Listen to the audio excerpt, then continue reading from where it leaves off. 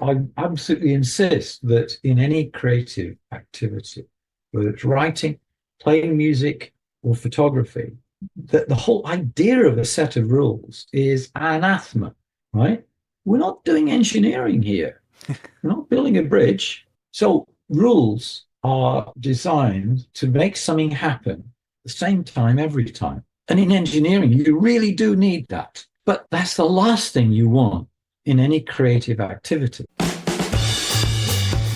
Hey, welcome to the Beginner Photography Podcast. I'm your host, Raymond Hatfield, and today we have a special mega episode where we are diving deep into one of the most exciting topics for any photographer: cameras. Now, whether you're just starting out or looking to refine your gear choices, today's episode, we're going to go beyond the basics and explore the magic that happens when you truly understand your camera so that you can use it to capture truly incredible images. But first, you know this, the Beginner Photography Podcast is brought to you by CloudSpot. CloudSpot has everything you need to build a thriving photography business. You can impress your clients, deliver a professional experience, and streamline your workflow all in one platform. So go ahead and grab your free forever account over at deliverphotos.com and only upgrade when you are ready. So what makes this a mega episode? Well, for one, it is a long one because I've compiled several interviews from the past that focus specifically on cameras, settings, and learning to use the tool that is your camera. I've compiled some of the brightest minds in the photography world to share their unique insights, their experiences, and their technical expertise.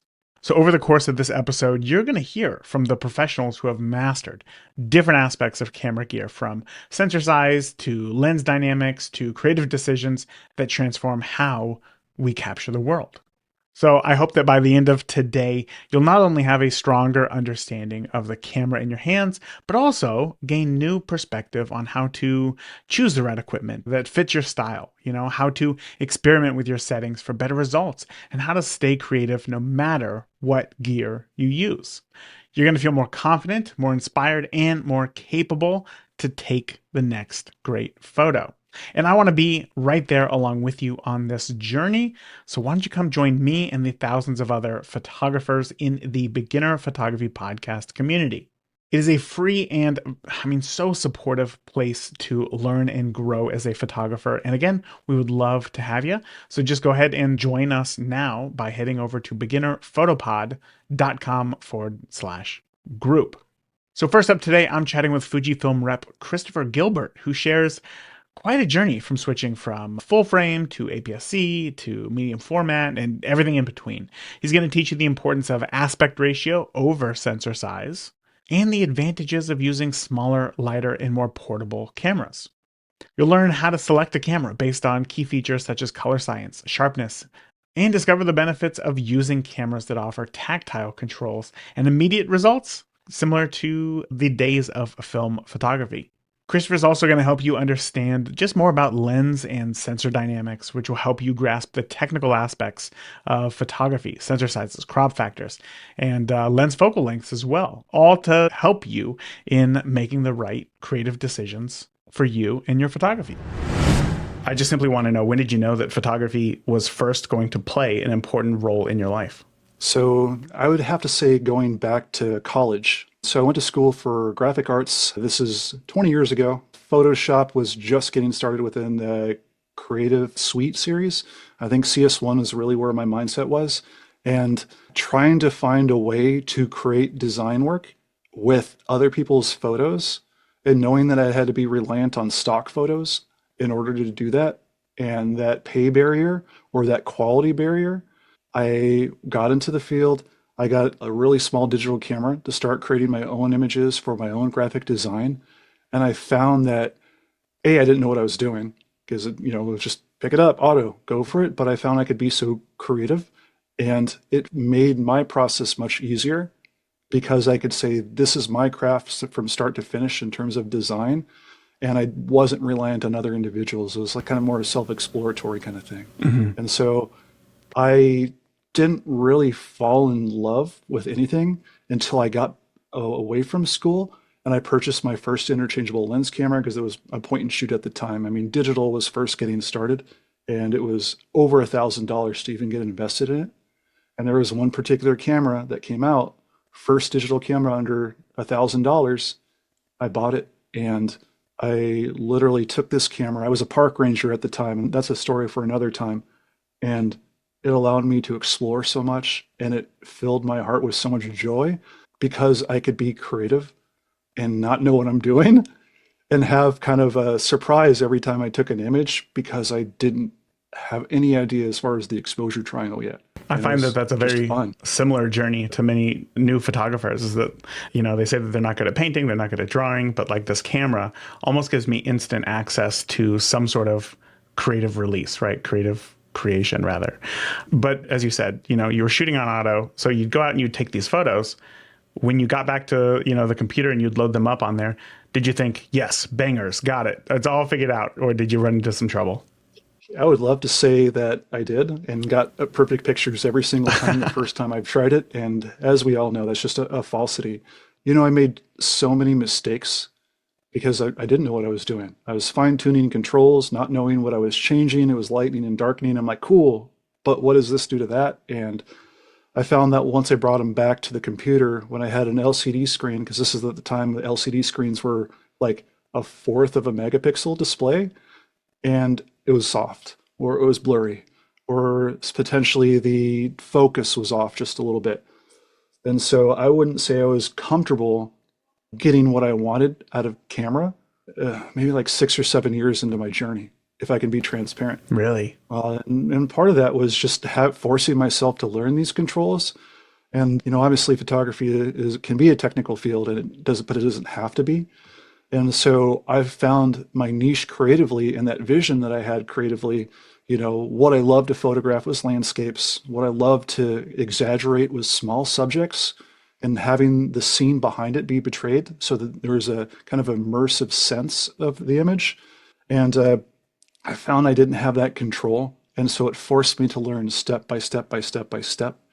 And over the course of the years, I became a little bit more proficient and a little bit more proficient. But I'm still making maybe instead of 1,000 mistakes, it's 900 mistakes. Instead of 900 mistakes, it's 700 mistakes. And I still do that every day. I've been in the field as a professional educator for over 10 years now, and I make mistakes every day. And that's what I love about the process, because it's that self-exploration, and knowing what's right or not is a lot of feel, because as a photographer, you're determining your output, and that can be only done through self-exploratory. Yeah, of course. So when it came to trying to figure out how to start making less mistakes, was that getting into manual? You said that it was learning more about your settings. What did that process look like?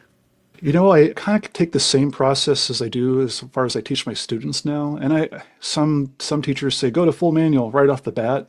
And that's good. And that works for some students. But I found that gradually progressing into each portion of the exposure triangle allowed me to have a lot firmer grasp on it. And so I started off with program. And so first started there. I now have exposure compensation that I could play with. I had some aperture control. It's a point and shoot at this time. Really just two settings, and they're kind of almost simulated, it felt like. And as I kind of figured out little by little, I'd go to aperture priority, concentrate on that. Okay, now depth of field, I can determine what I want in focus, and I'm not worried about shutter speed as of yet. And then finally work in shutter priority a little bit, stop and start action. And so it was a very much kind of a hill climb in order to get to manual, just because I was teaching myself. And I knew that if I had 3 exposure settings to worry about, knowing the intricacies of how they interact with one another, because it is huge, was harder for me to understand because I'm a visual learner. And so I can change all these items in camera, and the image could be dark or light, but I didn't know what it was exactly doing. And those gradual steps allowed me to be more concrete in the foundation of the exposure triangle. Mm-hmm.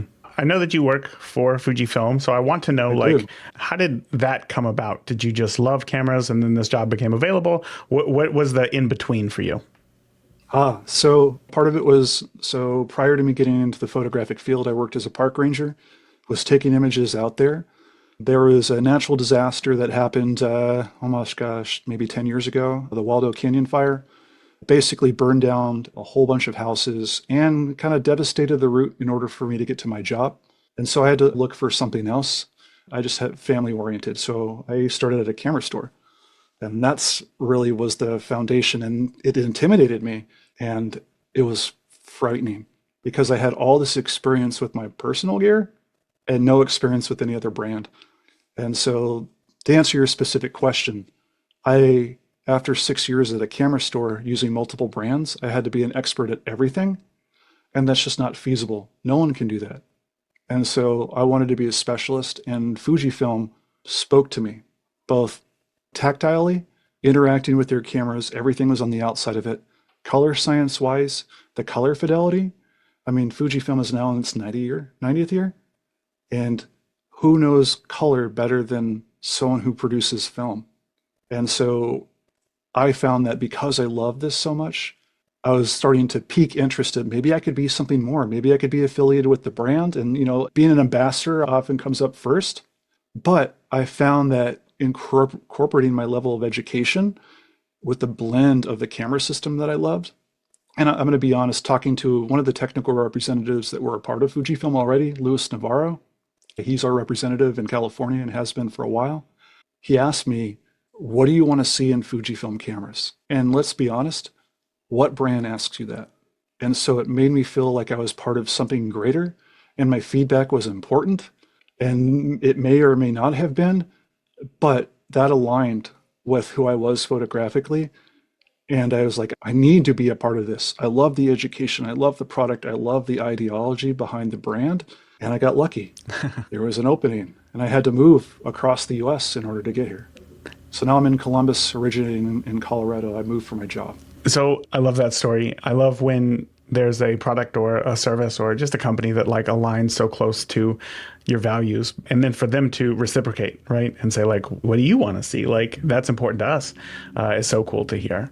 But I want to know, because one thing I've talked about my journey within Fuji since 2016 here on the podcast. And I found that I loved Fuji for a few reasons when I first got into it. First, it was the size, right? It was the physical controls. And then third, it was just fun to shoot. And like, I couldn't explain that with any other camera. But when listeners would ask me, they'd be like, right. Like, we get all those things, but why? Why is it fun to shoot? All these questions. I really didn't have a very direct answer.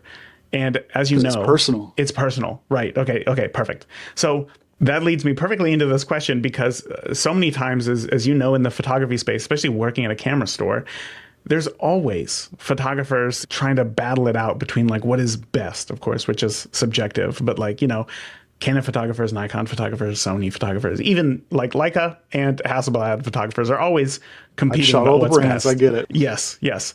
But all of those photographers, it seems today, still seem to carry around a Fuji camera with them, right? And that is what is so interesting about Fuji. Like, so clearly to them, it is fun to shoot with as well.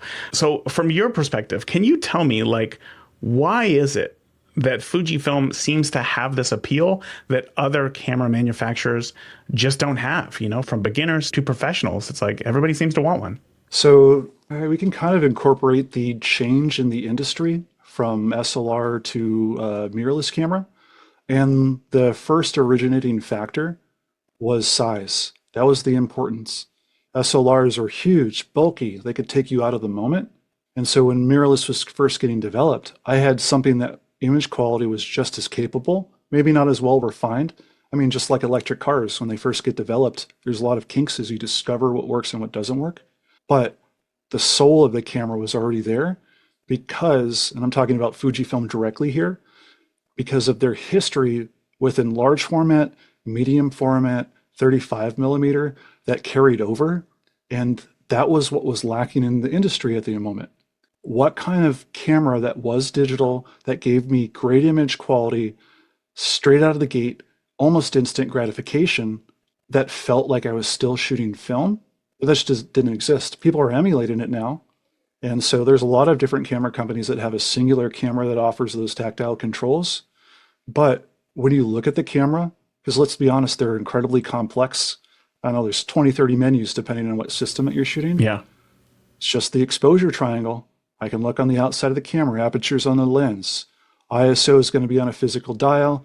Shutter speed's going to be on a dial. Exposure comp's on a dial. And now Instead of 1,000 things to worry about, I have 4.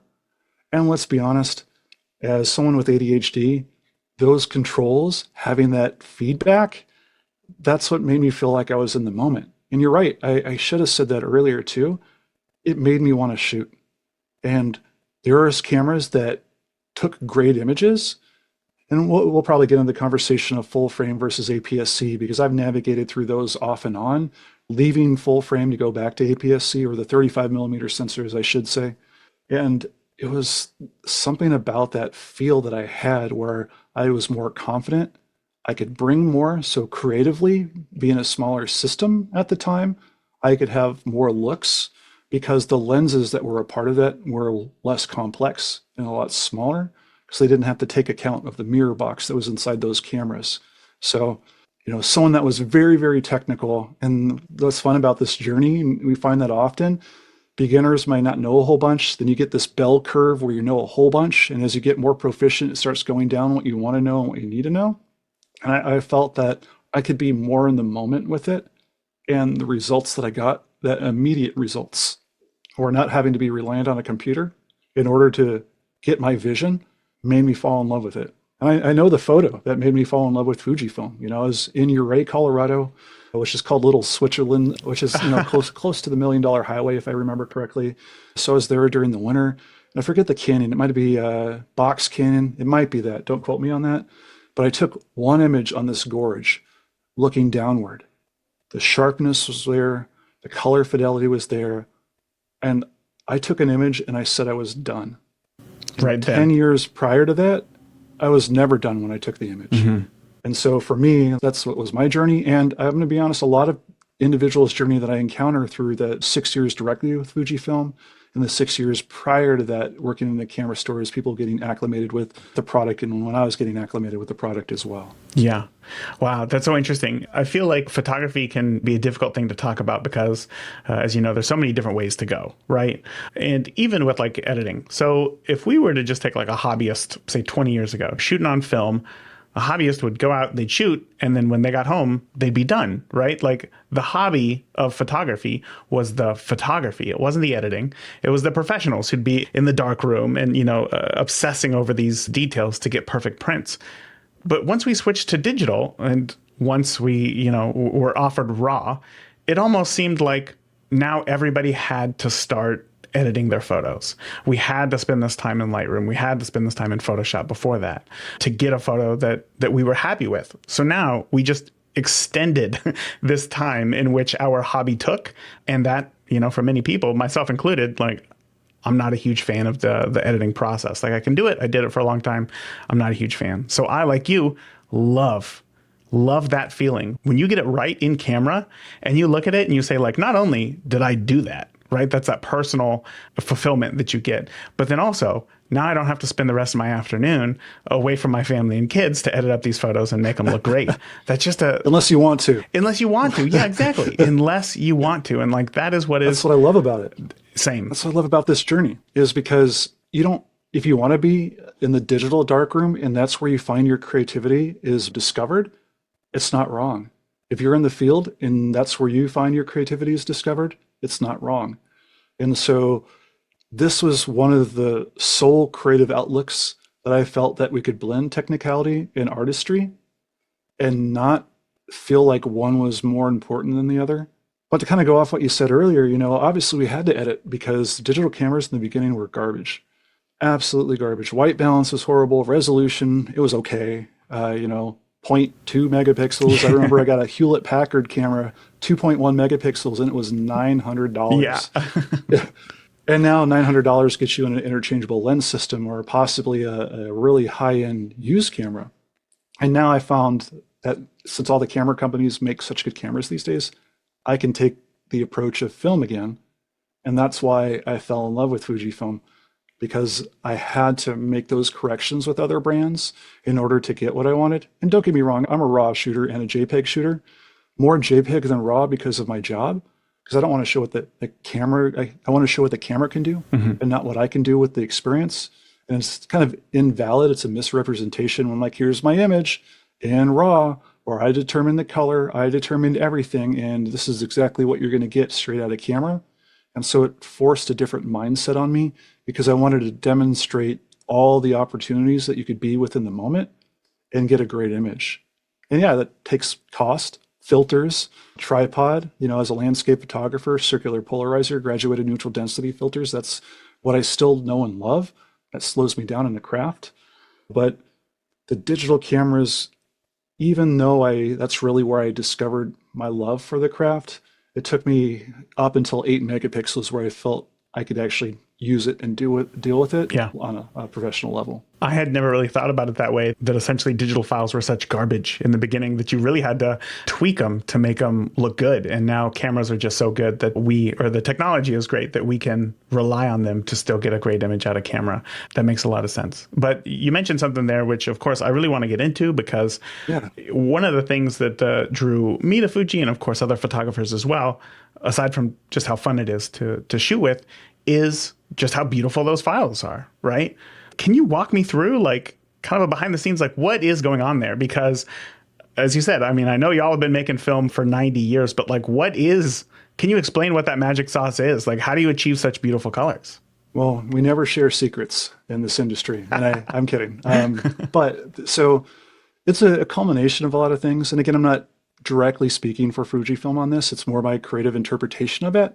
But looking at the digital cameras, all the film stock is still based in that, and it's meant to carry the essence of that film.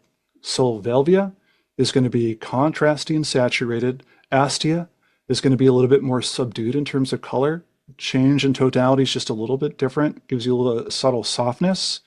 And so when the cameras were first coming out, X100, then X Pro 1, that was a way for film shooters that gravitated towards those film stocks to be able to shoot that again in a digital format, because they technically existed in a non-mirrorless format. I mean, we had SLRs, S5 Pro. I mean, those were great cameras that we worked with another brand, but it still had our color behind it because it was easily identifiable, just because of the tone curve and contrast, but also part of it is kind of the difference in sensor tech that we do. If I can get a little nerdy for a second. Yes, let's do it. And so your typical Bayer sensor, which is available on pretty much 99% of the brands out there, it's a 2x2 pixel pattern, right? And so every 2 pixels, your pattern is repeated.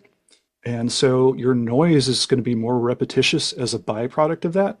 And so you will get pattern noise as a byproduct of that. And it'll be more digital feeling when you look at that photo as you elevate those ISOs. And so Fujifilm has done something different. I'm going to stick to the mirrorless setup because that's what we do now, not necessarily the SLR setup that was distinct in and of itself. But our pixel pattern is 6x6 with more green dedicated pixels. And so this pattern is now repeated 3 times less often. The pixels feel more sporadic, and there's more pixels that are dedicated to green that capture a larger light spectrum. And so this offers the opportunity through the processing of the color science, the information off the sensor itself, having this different pixel pattern gives me more of an analog type feel, and it feels less digital and more organic as I raise those ISOs. And so because of that, we can talk about sharpness now. It doesn't need an aliasing filter anymore because of this pixel pattern. Aliasing filters, if I kind of make a lame analogy, with computer games back in the day, if the resolution wasn't high enough, a circular line or a diagonal line would be kind of blocky, right? Almost look like a stair step. And so the images were technically blurred slightly as a byproduct of that to make it less obvious. And now that we're such high resolution, 1624, we've got a 102 megapixel camera. We don't need that aliasing filter anymore. And so that without blurring that image, to compensate for those pixels, I get a much sharper result. And because of our pixel orientation, moire is less of an issue. You know, that false pattern that you get when there's not enough resolution with complex patterns like trees, plaid, 100%. Yeah. Plaid, corduroy, trees, exactly. That was always a difficult thing at weddings because people like to get married outdoors sometimes, lots of trees, and sometimes family members have very questionable clothing choices, and corduroy made it much more weddings than I thought that it would. So yeah, that makes sense. And I guess because I've thought about this before, when you think about, say, an old This is probably another lame analogy here, like an old like Super Nintendo game. There's no like round balls because the resolution is so small, like you can't get it round enough. So obviously, the more pixels that you introduce, the higher that it can resolve the image, and it doesn't need to look all blocky. Is that right? It's the same kind of concept? 100%. Okay. Wow. So, same kind of idea. Because, when resolutions were first out there, I mean, they're what, 8 megapixels? Mm-hmm. So as you enlarge that image, any sort of diagonal line or curved line, it would be more obvious that it was a pixel because a pixel's not a circle, it's a square. Right. So how do I represent something that's circular when I don't have enough of those blocks in order to do so? And I'm sure we've probably seen examples before online as you introduce more and more blocks and zoom out just a little bit further, because you can with the resolution have that detail, it becomes less obvious of those jagged edges.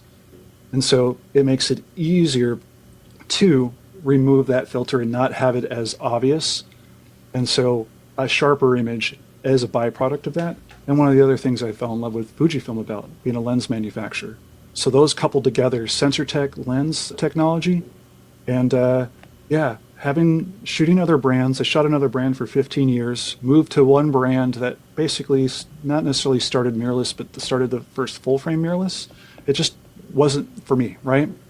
I found that this type of setup, and knowing that the Fujifilm lenses were as good as they are, I no longer had to second guess myself and pick and choose the lens. I just picked up a focal length that I wanted. And so the first lens I bought was the 16 1.4. Mm-hmm.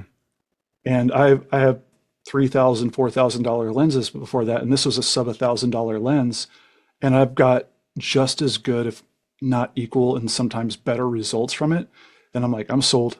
This takes so much out of my process. Yeah. I don't have to worry about what lens to choose or what people have to tell me in order to get what I want. I just think of what I want, and it's there within the brand. Mm-hmm.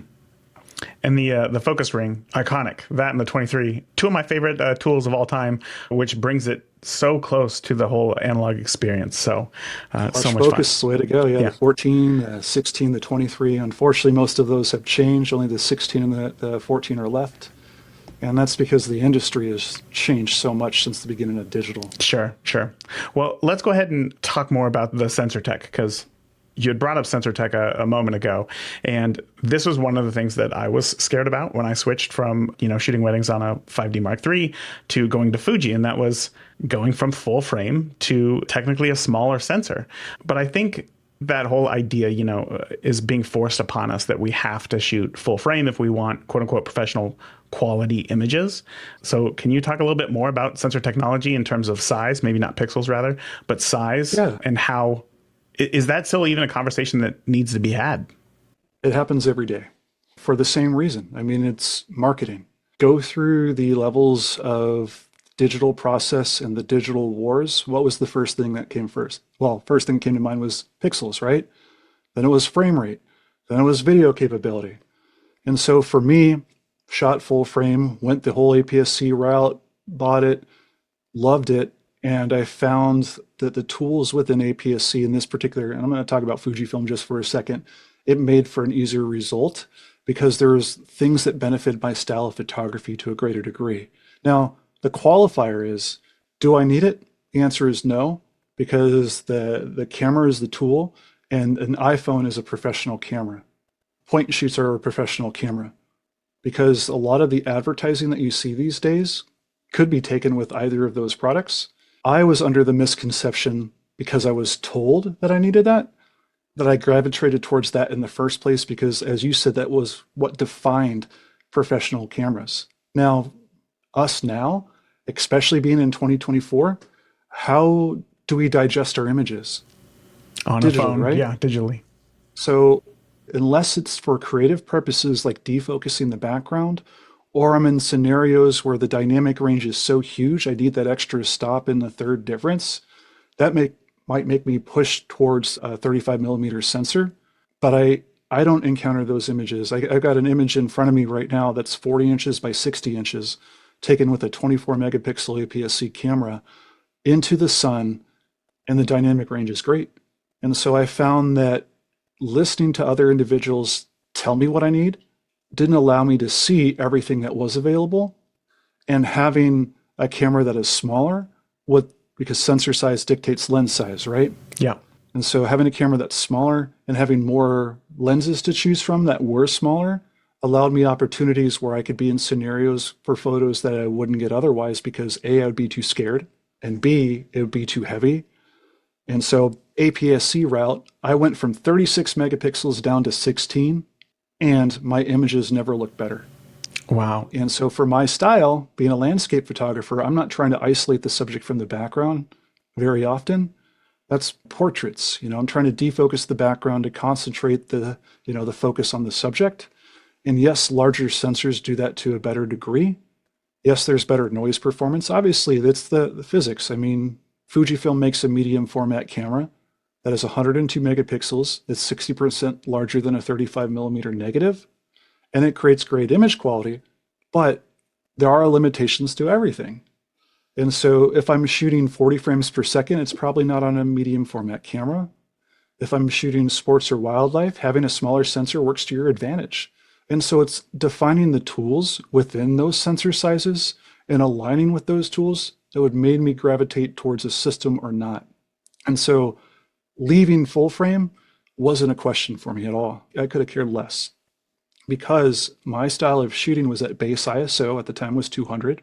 And obviously there's crop factors associated with everything, right? You can't just pick and choose what the crop factor is associated with. You got to apply it towards your ISO, field of view, depth of field, not necessarily light gathering capability. And so trying to get everything in focus was easier on a smaller sensor. And so that's why cell phones have to use, computational means in order to defocus the background. It's just physics. I never encountered any of the limitations or the perceived limitations of APS-C. And so I'm not the type of person that says, yes, APS-C is the same as full frame, because obviously it's not. Or I'm going to say 35 millimeter negative. Technically, everything's full frame if we want to get into it. Sure. But I can see where some individuals, both professionally and amateurly, need to have that look of a larger sensor camera for their creative means.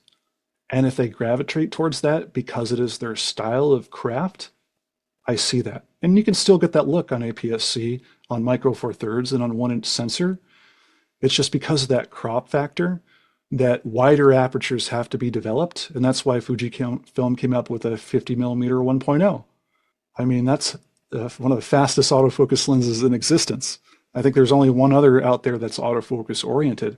And so you can get there, but it was a little bit harder in order to get that route, and product became a little bit bigger as a byproduct of that. Do I worry about it? No. Do professionals worry about it? Some. But there's people in the industry that I've followed for quite a while, most of which are ambassadors of Fujifilm. The one that comes to mind is Tony Corbell. I'm not sure if you're familiar with him. He is a master of light, and he has worked with Fujifilm for a long time, and he's shooting, I believe, XT3s. And if you see his work, it's amazing, because he knows what to pick and choose in that repertoire of tools in order to get the image for his customer or his client. And that rarely has to, at least for his scenario, involve a sensor size. I mean, I literally don't care about it whatsoever. Sensor size doesn't really mean anything to me. I think aspect ratio was more important, surprisingly, than sensor size, because visually allowed me to see things differently. Coming from, I went to a medium format from APS-C when Fujifilm introduced that 6 years ago. And I'm like, oh, wow, this now makes even more sense. And so once again, even though we have medium format within the lineup, and I have that, I shoot 100 megapixels every day. For certain items, I need a smaller, lighter, portable, longer reach camera. And the APS-C sensor is kind of that nice jack of all trades kind of scenario where it does everything really well. And let's be honest, the noise differences these days with how good the noise software is, it doesn't become as much of an issue. And so I try to tell individuals, how does it look? How does it feel? What are the settings that you need within the camera? Does it accomplish your asks? Whenever I buy a camera, I write a list. What are my demands? What do I need out of this? And I put it in this hierarchy. And for me, hierarchy for my style of setup was color, sharpness, and for landscapes, Fujifilm specifically was a distance scale for choosing my focus range. And so that actually gave me better image quality than a full frame camera. Because of this particular tool, I could now choose the appropriate aperture value rather than guessing. Because that for landscapes, it was 16 MB there. That was the phrase, right? And now maybe the scenario that calls for my creative choice in this individual image might be only f4, because I can visualize and see the depth of field on a visual scale on the back of the camera. And now I know the starting point and end point of my depth of field. And as a byproduct of that, if I can choose a wider aperture, what else does that allow me to do? If I can let in more light, ISO can drop because my exposure time can now be different. And so those results impacted my image a lot greater than sensor size ever did, because they're still the same bit depth. They're still 14 bits. You're seeing some dynamic range difference, but that's a stop of light. And what's the difference of a stop of light? 200 and 400 ISO. Obviously, as you get higher and higher, depending on your craft and what you do, that may be more of a scenario where you concentrate on another sensor size. But for most individuals, I rarely find that this becomes a topic unless they are told that they have to do that in order to get a good image. And as we both know, that's just nonsense. Right, of course. Well, I feel like it's one of those things where when it comes to this whole full frame versus crop or whatever, it always seems as though like, oh, full frame is better than crop, full frame. But now that technology continues to advance, and now, thanks to Fuji, medium format is more accessible than ever. Why isn't the conversation becoming medium format versus full frame? Like if that's the game that you want to play, let's always pick the biggest thing, regardless of of whatever. But as you said, it really comes down to like, what are your needs? Are you shooting in the dark all the time? Are you, shooting super close up portraits all the time where you need the eyelashes out of focus, but the nose in focus? Like, no, like 999 times out of 1,000, people aren't doing that. I would even say it's more than that, but we get the point there. Yeah, obviously defocusing the background, that I'd say maybe like 6 or 7 years ago, bokeh became this terminology that everyone kind of talked about, and the defocused areas was the only way to portray a professional image. But as professionals know, why would I want to do that in every single scenario? Right. And don't get me wrong, every sensor size can defocus the background. Larger sensors, let's look at film days. In 8x10, what lenses were there? Oh F8 was really, really fast. In terms of, in depth of field, it was so razor thin because it has a reverse crop factor, comparing it to 35 millimeter. And I'm not going to do any sort of calculations because my brain doesn't work that way. But, F8 might look like a, 0.8 if I'm looking at a 35 millimeter sensor. The image circle is just drastically different. Yeah. And so a lot of things changes the overall sensor size, even focal lengths to get a similar field of view. APS-C, that focal length of a 16 may look like a 24, but it's still technically a 16. Optically, that rear portion of the element is closer to the sensor. That's mirrorless technology. Everyone has sharper images as a byproduct of that. They can be much more simple because they don't have to account for that space within the SLR where that mirror had to take place and where reorienting the light become much more problematic. So then that was a lot of very technical talk, right? Like I'm sure that some people are listening and their eyes just kind of glazed over, right? Trying to listen to some of that. So can you help me kind of figure out how can we use that information to create better photos? How can those people who are more creatively focused, who are maybe trying to learn some of the technical elements, how can we use that information to, again, create better photos? Perfect. If you have one camera, don't worry about the information because it doesn't matter to you. Easy as that. And so the only reason to worry about crop factor is if you're shooting multiple brands with multiple sensor sizes and you're trying to match them up. Because 16 millimeters is 16 millimeters in APS-C. There it is. And so trying to navigate that whole scenario, or mathematics comes into play where I'm trying to match another system when I don't necessarily have to. It's convoluted, and I'll be honest, it gets in the way. I use it as an analogy because I have to in the technical terms, because of a lot of individuals that have shot film, that makes sense to them if we're talking about field of view oriented with a standardization. Now, how do I use that in a practical sense? More importantly is to discover what lenses speak to you rather than what sensor size speaks to you. And I'm talking about creatively, how do you like to represent your subject? And so focal length was a lot more important to me in terms of how do I, and we kind of talked about this maybe prior to starting the podcast, was I like to photograph small subjects and still see that world behind it. And a wide angle lens allows me to do that. And obviously that's available on any sort of platform. So why should I worry about what 16 millimeters looks on a 35 millimeter sensor and what 10 millimeters look on an APS-C sensor if I have one camera? Now, if I decide to make that jump and go to a 35 millimeter sensor, having that knowledge when I'm purchasing is important because I can replicate the focal lengths that I've come to know and love. But this is all can be applied backwards too. And that's what I did. I went from a 35 millimeter sensor to APS-C, and being able to pick and choose the focal lengths that I like gravitating towards wide angle. So I know the 10 to 24 from Fujifilm was the one that I'd probably used the most. I knew that 24 millimeter field of view was the perspective that I loved, so I purchased the 16 millimeter 1.4, and that was it. I don't need to make it unnecessarily messy with additional information if it doesn't pertain to me. And some people love it and some people don't, but does it help your craft knowing all this information when you're owning one camera? Probably not. Are you worried about what an APS-C sensor looks like if you're shooting a 35 millimeter sensor and have to for 10 years? Probably not. And so on a day-to-day basis, I'm going to answer that question with, I don't care. Yeah. I don't use it. Maybe for my job, teaching other individuals, but I find that showing is so much better than telling, and looking at two different lenses on two different cameras and matching the perspective and showing what the lens number is on each one gives a much better idea of what they can do creatively than just telling them some mathematics that they're going to have to calculate in their head. Yeah.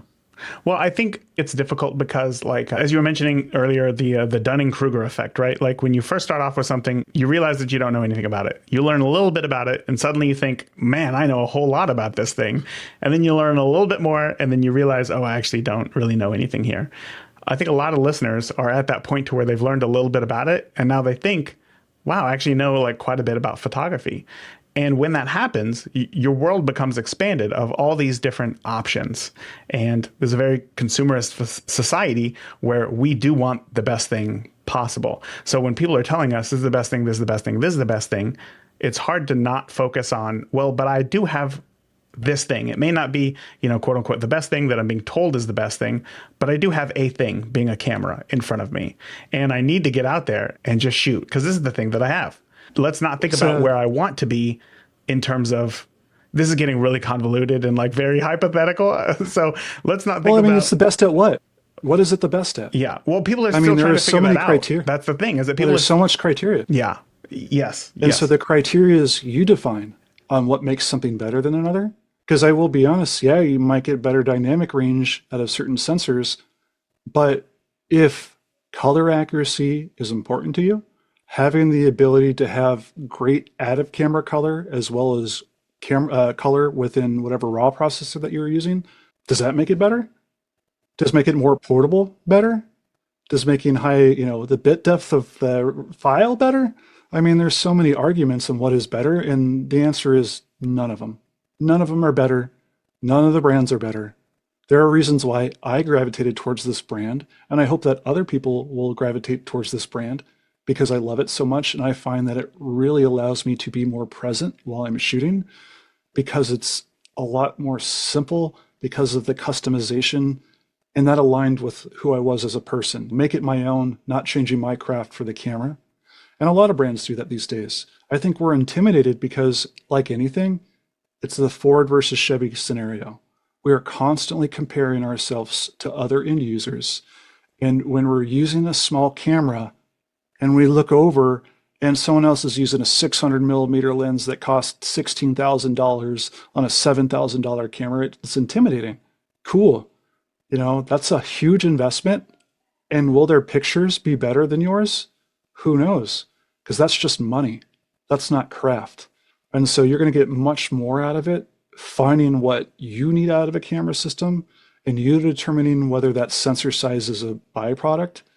Because, like I said prior, aspect ratio, when I went to medium format, everything clicked. I'm like spatially aware within the constraints that I can see within my image. It didn't feel as obvious that I was using the golden ratio or the rule of thirds. Things weren't offset. And now that I go back to 3:2 aspect ratio, like what a 4:6 would look like, I find that items feel like almost widescreen. Yeah. And so it might be even that sensor, because micro four thirds exists. And if you need that reach, it's absolutely usable to have a smaller, lighter system that offers you the benefit of the reduction of field of view, basically that magnification almost, to get that far away subject closer to you. And that's a professional tool and a professional means.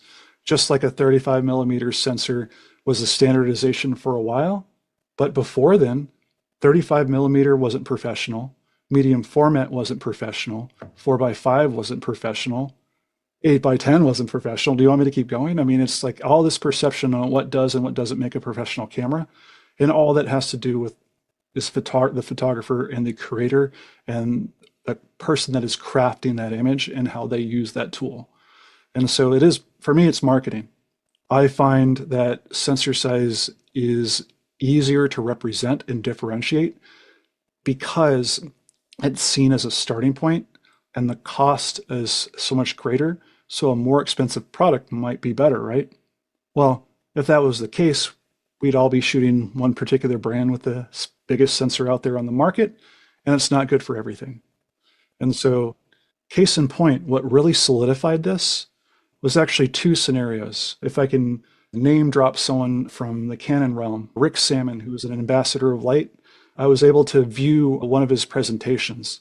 And he said something that made me really think. And it was that if people are paying attention to the noise in the image and not the image itself, that's on you as a photographer, and you didn't craft a good image. So for me, that was an aha moment. Like, the people that are looking at your images, that are connecting to those images, are more than likely not photographers, and they're not seeing that. They're not seeing the dynamic range. They're not seeing the noise. They don't care, because if the message and the creative intent is there, and you create something that the viewer can experience, and it makes them feel something, that's what they're going to remember, not what sensor size you shot with, because that's just another photographer, and they're not going to buy your work.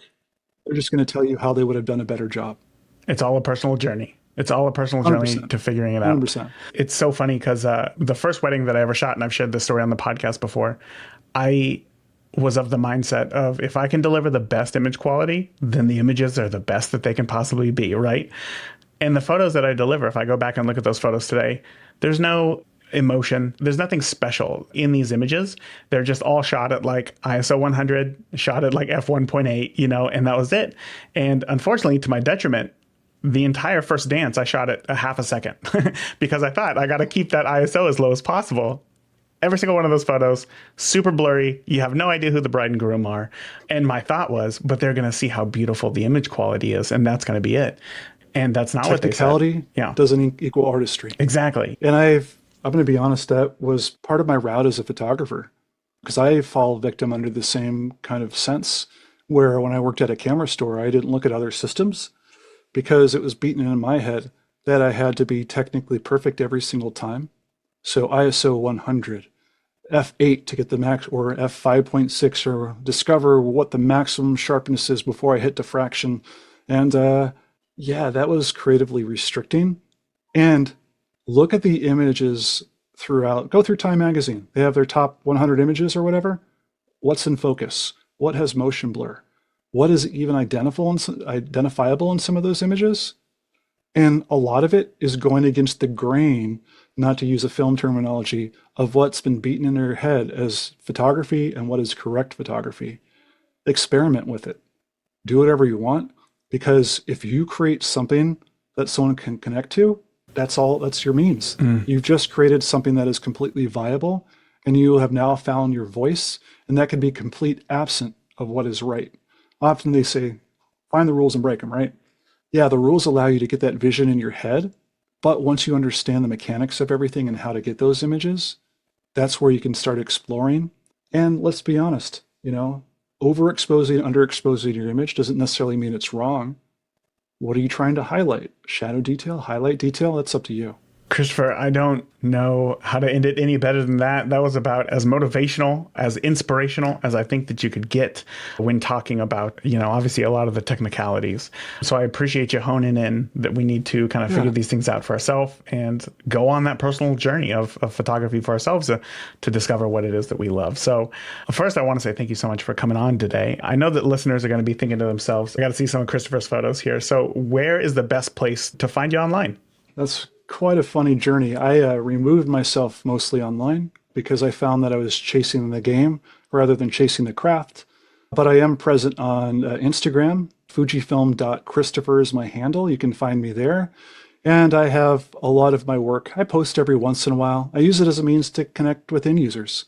But I find that, and I discovered this in my journey, that people that purchase my work were more in person. And so find me at an event with Fujifilm.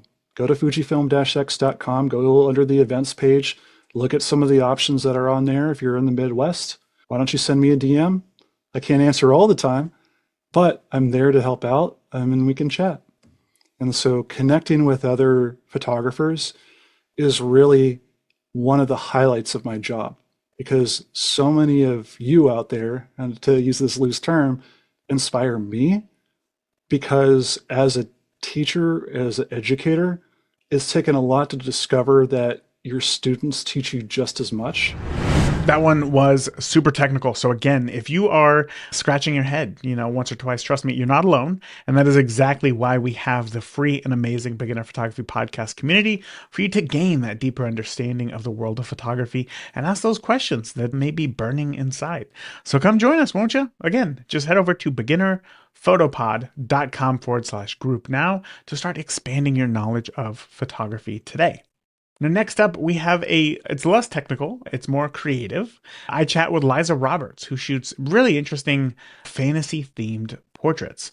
Think like Game of Thrones, right? So here, Liza is going to teach you how to master the basics of aperture and ISO settings, which will help you to achieve the desired exposure that you're looking for and depth of field in your photography. You're going to learn about color grading, split toning techniques that can help create a cohesive and compelling visual story with honestly minimal Photoshop manipulation. Less time in front of the computer, more time behind the camera. Lastly, Liza is going to share her valuable insights on using color-changing lights for creative indoor shoots, which can give you an edge in simulating different lighting scenarios in controlled environments.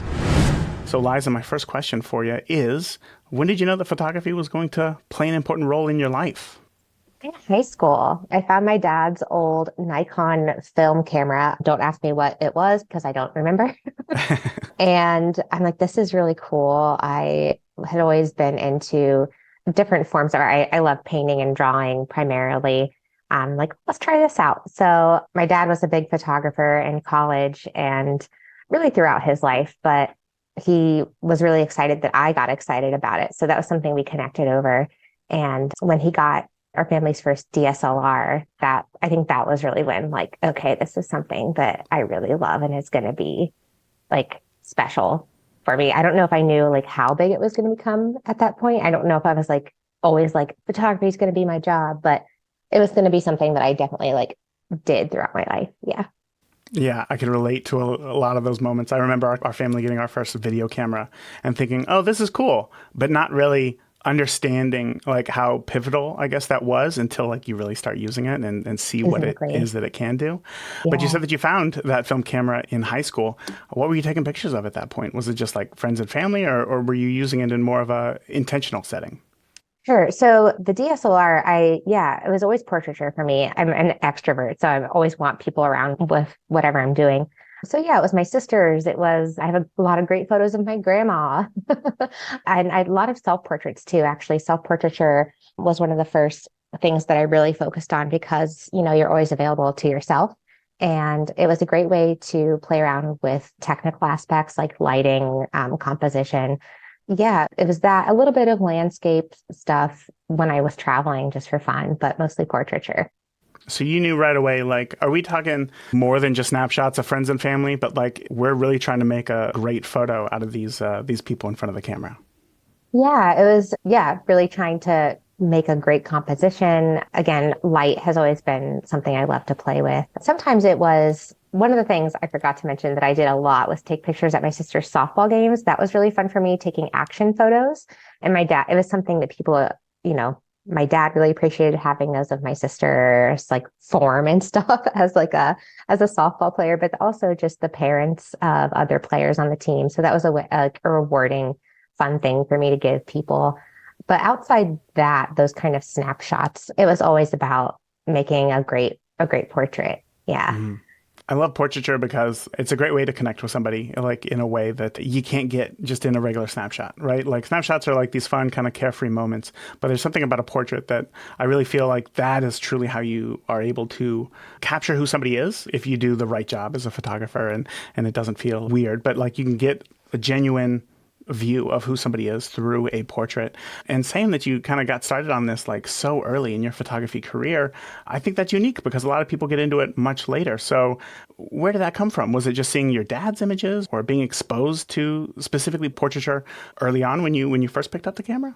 That's a great question, one that I actually hadn't thought about in a long time. But if I think about it, I'm immediately recalling editorial portraits that I used to collect out of magazines. Like I used to love the Vanity Fair, the iconic, like everyone cool in Hollywood on the like fold out cover, and they all look so amazing. And, Amazing, yes. um, that and just crossover from fine art portraiture, like oil paintings and what else? I guess it's just fun, like seeing people you love and know in these kind of intimate images and settings. Did that answer the question? That kind I of think it got did. on a Yeah, yeah, tangent yeah, there. Yeah, absolutely. yeah.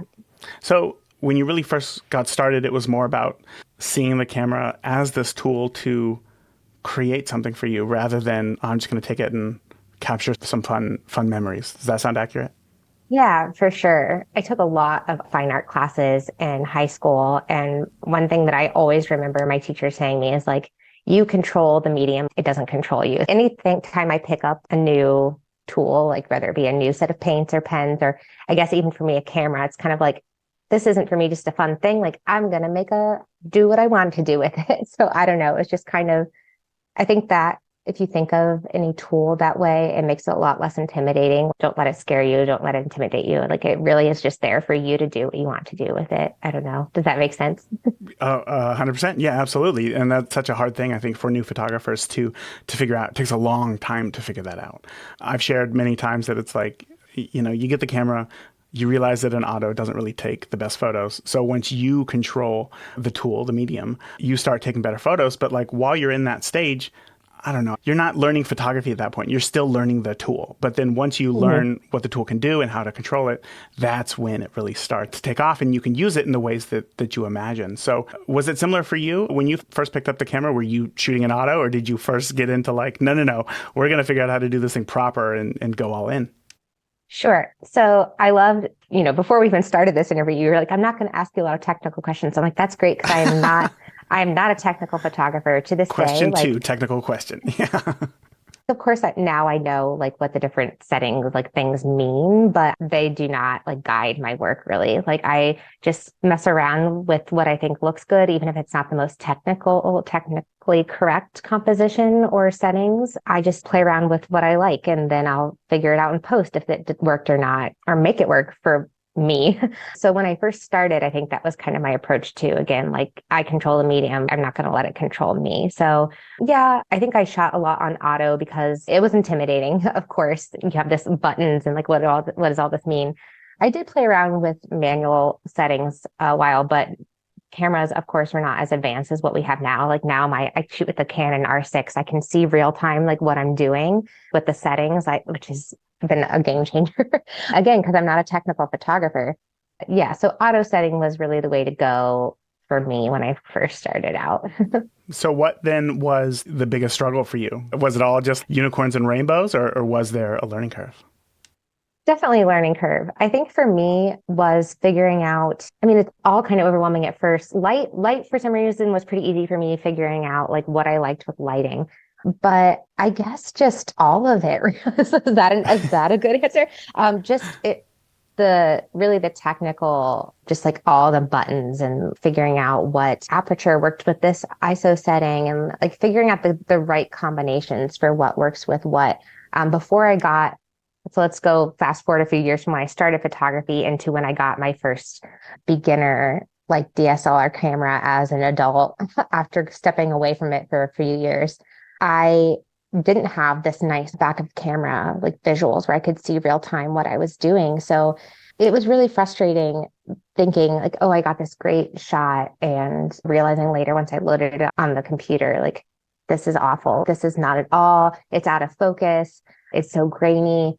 So really just figuring out the combinations for what's outside or what's in the studio as far as like lighting, I guess. I'm rambling now, but that's how the way I'm talking is how it felt. You know, It it's so just is, all it's all overwhelming. over the place. Yeah, you're just Yeah. trying to figure out the best that you can.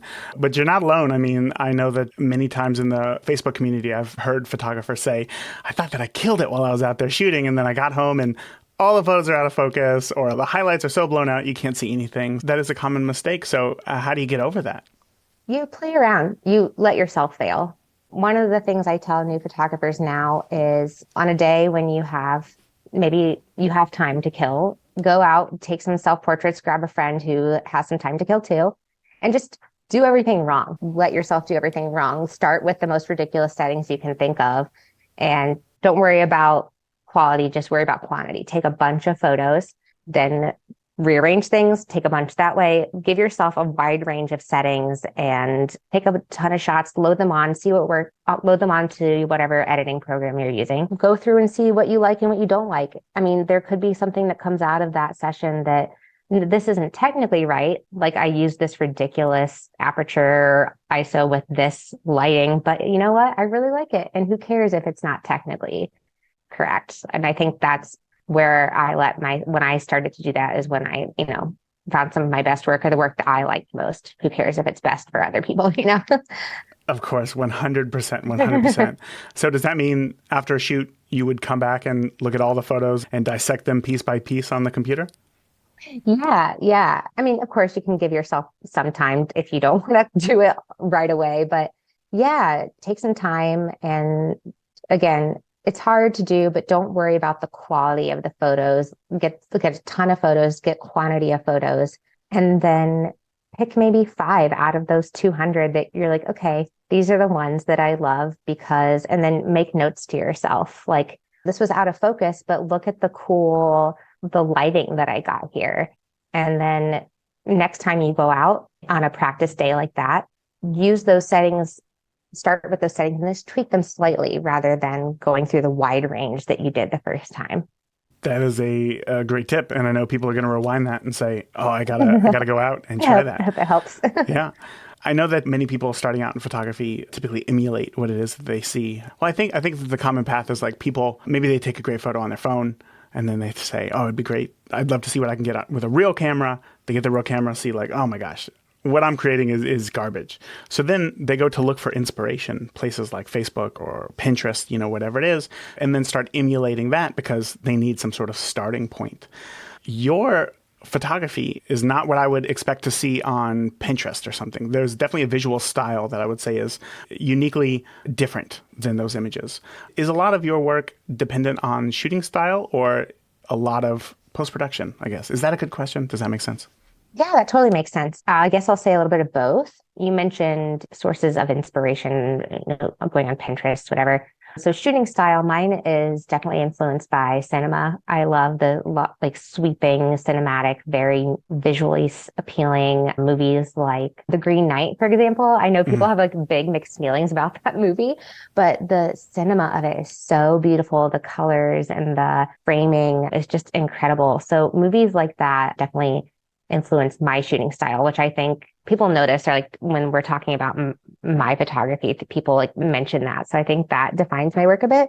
But then that inspiration of cinema definitely carries over into the editing, the post production of my work too, which is something that I think I wish I would see other people, like more people like play with. Just it's so fun. If you like something you find on Pinterest or whatever, you can use that in your editing too. And take note of the colors, the composition.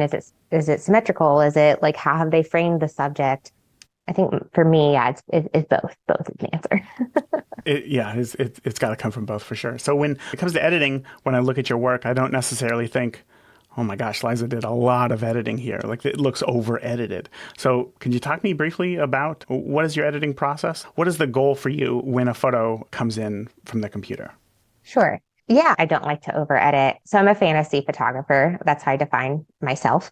And I knew when I got into this, I wanted my work to be fantasy, but really rooted in realism. So more like Lord of the Rings rather than like I'm trying to think that's something that's really over the top. Like I can't even think. Isn't that I know, I'm crazy? trying to think too. Let's see. What's a crazy fantasy movie? Like More Lord of the Labyrinth Rings. or? Like even Labyrinth is kind of like you get this like gritty like realism with it, Uh-huh. more like Lord of the Rings than like Barbie, kind of like everything's technicolor and there's Ah, like lots and lots of butterflies and like whimsical. So yeah, more rooted in realism. So when I edit, I always keep that in mind. I want my subjects to feel like themselves, to look like themselves, and be really rooted in this realistic world.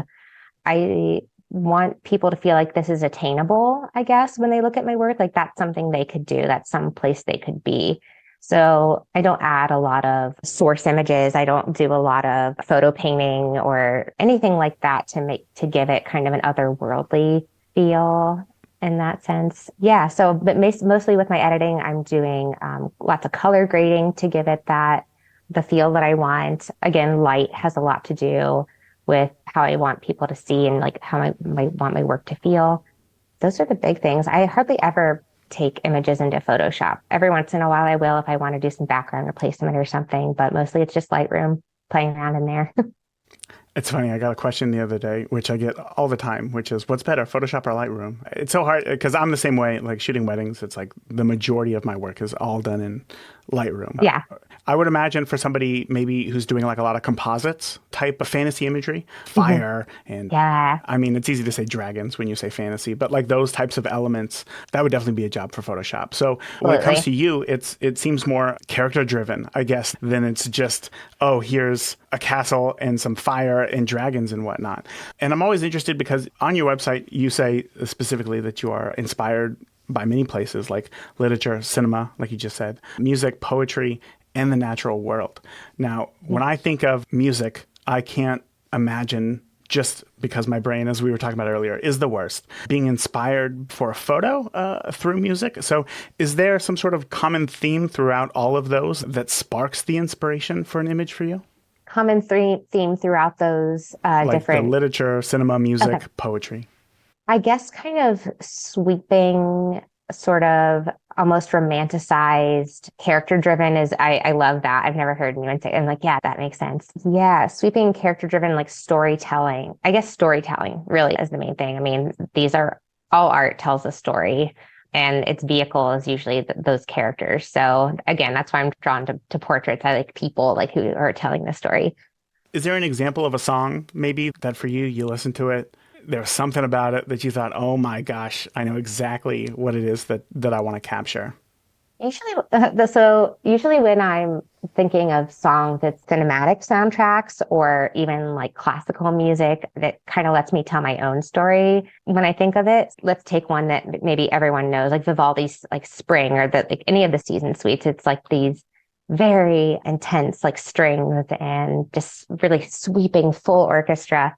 So let's take Spring, for example. To me, I immediately think of huge 18th century dresses and like proper like high ladies and beautiful like spring day with gardens. And it could be like, I love doing picnic shoots. You can see like some of the Rococo picnic shoots I've done before. I'll send you a photo that people have it. So that would definitely be playing like in my brain when I'm shooting one of those like picnics where all my friends are dressed up in these 18th century dresses with like macaroon cakes and everything's very dainty and like high society. And Yeah, I think if you play that and like maybe look at the images that I took, you can be like, oh, okay, I see what I can get that. Okay, okay, I see it. So then, can you talk me through maybe what the planning process looks like for you to capture photos? Because, well, I guess the first question that I have is like, imagine I was 5 years old, right? And all the images that you've ever seen in your life are cell phone photos that somebody took on their family event or whatever. And then somebody sees your photos, which are clearly like they're put together. It took time to create these images. People had to get dressed up. And you might even confuse it for like a really like old timey photo because it's so put together so well, especially when it comes to like composition and whatnot. And they were to ask like, why do you do this? Like, why do you shoot this? What is this for? What would you say to that? It's for people who want to daydream and escape through art. It's for Wow. people who want to maybe tell their own story about like looking at my image. Like, sure, I have my own story when I tell these images, but the audience, and of course, it's a niche audience. It's not for everyone, but I think the niche audience that I am lucky to have likes finding an escape in these images, in the images that I take. When you said like, I'm just kind of telling a story here, it's people who enjoy those types of stories. My brain immediately went to, could I imagine asking a fantasy writer, why do you write fantasy? Like but that perfectly makes sense. You're telling these stories. So when you are inspired by cinema or music or poetry, do you immediately think like, here's what a theme for a shoot could be? Or does a single image pop into your head before you start planning the rest? Sure. It could be, I mean, it could be either way. I also do cosplay stuff. So it's, literal translation of a film. So that's one way you could look at it, I guess. But let's go back to, let's pick a film, movie everyone knows. Lord of the Rings, for example, is a good example. Let's think about when Frodo first meets Galadriel in this like incredible enchanted realm. So I can take that like still or idea of that world in my mind and just, okay, I like this certain aspect of that. Let's just take Galadriel's dress, for example. And maybe I'm going to do a whole shoot around just her gown. So it doesn't even have to end up being about Lord of the Rings. It could just be this beautiful, ethereal shoot with gems and pearls and this kind of starlight atmosphere. And it all came from the gown, but now, it's nothing at all about like the root of the film. It's just like this pretty photo. Yeah, it comes out of your imagination. You take what you saw and then you tweak it into something else. Yeah. Yeah. So when Um, people ask me a lot about, sorry, taking on a tangent here, about how I get inspired for shoots, because I see people who want to be photographers struggling a lot. Like, okay, this is such a cool idea. How do I do that? Like, what inspired you? Yeah, you can literally take like anything you love and just, it's like those photos, like when you zoom in further and further and further to a photo, like that's another fun exercise you could do, even like find like a screenshot from a movie you love, pick one part of it. Like, I like their sword. I like that gown. Look at that cool waterfall in the background. Like, just take that, crop it out of the image, and just let that be your source of inspiration. Like, okay, I'm going to tell a story about this one piece of the gown, for example, and it doesn't even have to be about a gown. Like, that could be your like background, or that could become the world for the image. So I don't know. That might be a fun way for people to play around with inspiration. Of course. And one of the biggest excuses, let's call it what it is, that most photographers have is that they don't have enough time to go out and shoot. And they're like, that's the only way that you can get better. But I could totally see how paying attention to images like that and getting close and really looking at those details could give you an eye and spark some inspiration. So that completely makes sense. I love that. Let's keep diving into the planning process here because Sure. again, coming from weddings, I think if I think of an engagement session, you got to get like the wide of, where we're at, maybe a close up, an intimate shot, some details, maybe hands and whatnot. And I almost try to tell a story like throughout the images, like we just showed up, we got a little closer, maybe we're telling some jokes, then it starts to get more romantic, and then it ends with some details, and then like the shoot's over, like what is next, right? That's kind of how I approach it. When you are coming up with an idea for this new fantasy shoot that you are doing, is it similar to you? Sure. So would it be helpful, I guess, if I answered the question just like this is start to finish, kind of like my planning process? Is Yeah, that kind of what 100%. you're I can't asking? Okay, imagine that cool. people would say this isn't helpful at all. So yeah, This is absolutely. good. Yeah. Okay, cool. So like many other people, I also use Pinterest, or you can refer back to what we just said about the like finding a screenshot. Yes. And then once I have that, I will pick a location. That's really important to me. I don't have a studio. I'm completely outdoor natural light. So I'll find that. And then you get your models, or, if you're a self-portrait artist, good, like awesome. That a lot of your work is already done. Taken care of. And then when you're ready to shoot, which I think is like the crux of what you're asking, yeah, I also try to have like an idea of what I want in my head, or don't be afraid to take notes. I have a zillion notes in my notes app on my phone or whatever of specific shots I want, but don't be afraid to stray away from that list too. Like I know how easy it is to get stressed out, especially when you're working with models, because you're working with other people's time. You want, at least I am always like super cognizant, hyper focused on like, oh my gosh, like I have all these people waiting on me. And like, but take your time. They'll understand like it's worth the shot to like play around to get what you want to get, but play around. And that can go for any type of photographer, like wedding photographers too. I myself have done weddings, and your couple is going to be happier if you take a little time to play and let them play with you, rather than, okay, I got my shots, stress done. It's okay. Like play a little bit. Yeah. Going back to the shot list, I also will do detail shots. I think that's really cool and important to have, just like, even if it's not a full person, like their hands, like holding a sword, especially like swords are awesome. Creme de la creme in the fantasy world. Yeah. And I guess the last part of the shoot is just let yourself breathe and like, no, you did a great job. Like maybe you didn't get the shot that you wanted exactly, but that's okay. I'm sure you got another shot that's like took its place, like because you had fun with it. Yeah, that's important. Yeah, I agree. Fun is a very important element to photography. So if you come up with a shot list, you have this rough idea of what it is that you want. You go there, you try to stick to it, but you're open to playing around. How do you know because time is, like you said, very important. You got to be aware of these people and they're waiting on you. How do you know whether or not you did a good job before the session is over and you let them go home and you can't shoot anymore? So how do you know that you did a good job at a shoot? Sure. The like technical answer, I guess, for this is, of course, like take time to like look, even look at the back of the screen. I know I have some friends who have monitors, or you can like load them onto your phone and kind of just quickly like go through and, okay, good, I got the shot that I wanted. I don't do that. Maybe I should. No, but I don't. No. I have seen people do that though. I'm like, that's fine. But it's more fun to be surprised. It's more fun to be surprised. And if you feel truly like you got what you like and you're confident, not even if you're confident, even if you just let people know that you had a good time and you feel satisfied, I guess, with the work that you did, like they're going to reflect that. You're the photographer. You're the one like leading the shot. So own it. Like it's going to be okay. Your models are going to be happy that you're happy. So yeah, just even if you didn't get it, just move on to the next thing. You're going to be fine. It's a bit of a feeling, it sounds like. It's a feeling. Yeah, for sure. Okay. I always found that part kind of difficult because I know it's very easy to feel like you killed it and then come home and, look at your photos and think, what did I do? And I always, just to kind of get over that, I always have at least a 1 week period before I will edit any photos. Like I will put them into my computer so that they're backed up. But if I see the photos immediately, all I'm going to think about is, I should have done this, or I could have stepped off to the side, or how did I not see that the light was doing that thing or whatever. Do you feel the same, or do you come back and you're like, oh, I'm ready to go, let's edit? I've done both. Yeah, I think, of course, when you have that feeling immediately, it's exciting to come on and load them onto the computer. But yeah, there have definitely been, every photographer has a time when they're like, I disappointed myself. And it's totally okay to give yourself time. I think it's totally okay to also just like load it on the computer. When I do that and I load it on the computer and I do find that I didn't get what I wanted, or it's not as good as I wanted it to be, it's okay to be really bummed about that. Like give yourself time. Don't touch them. Come back to them in the week then.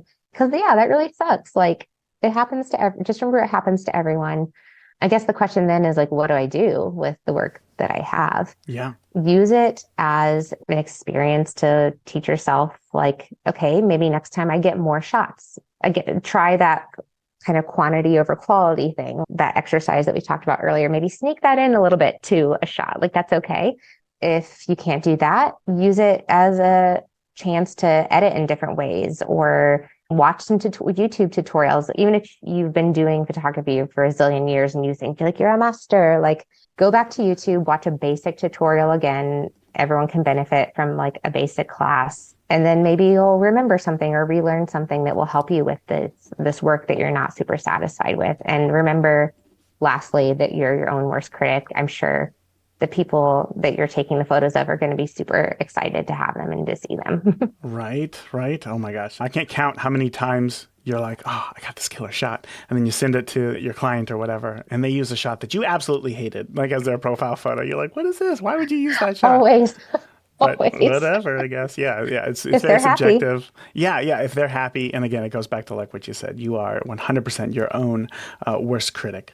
This may be kind of a personal question, but can you tell me like one of the most difficult shoots you had ever had, and kind of what you had learned from it?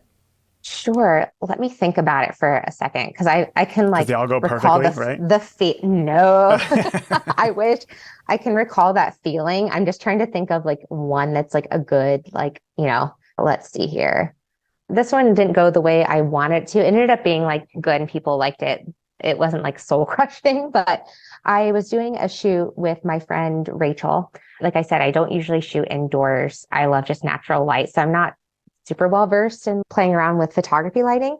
I do have a little bit of a background in theater. I studied theater for a while, but that's another story. Anyway, so we were playing with these really fun color changing like lights and making them look like stage lights. We were doing a clown like Pierrot shoot. And I was like, this is so fun. This looks awesome. I can't wait to get back and edit these.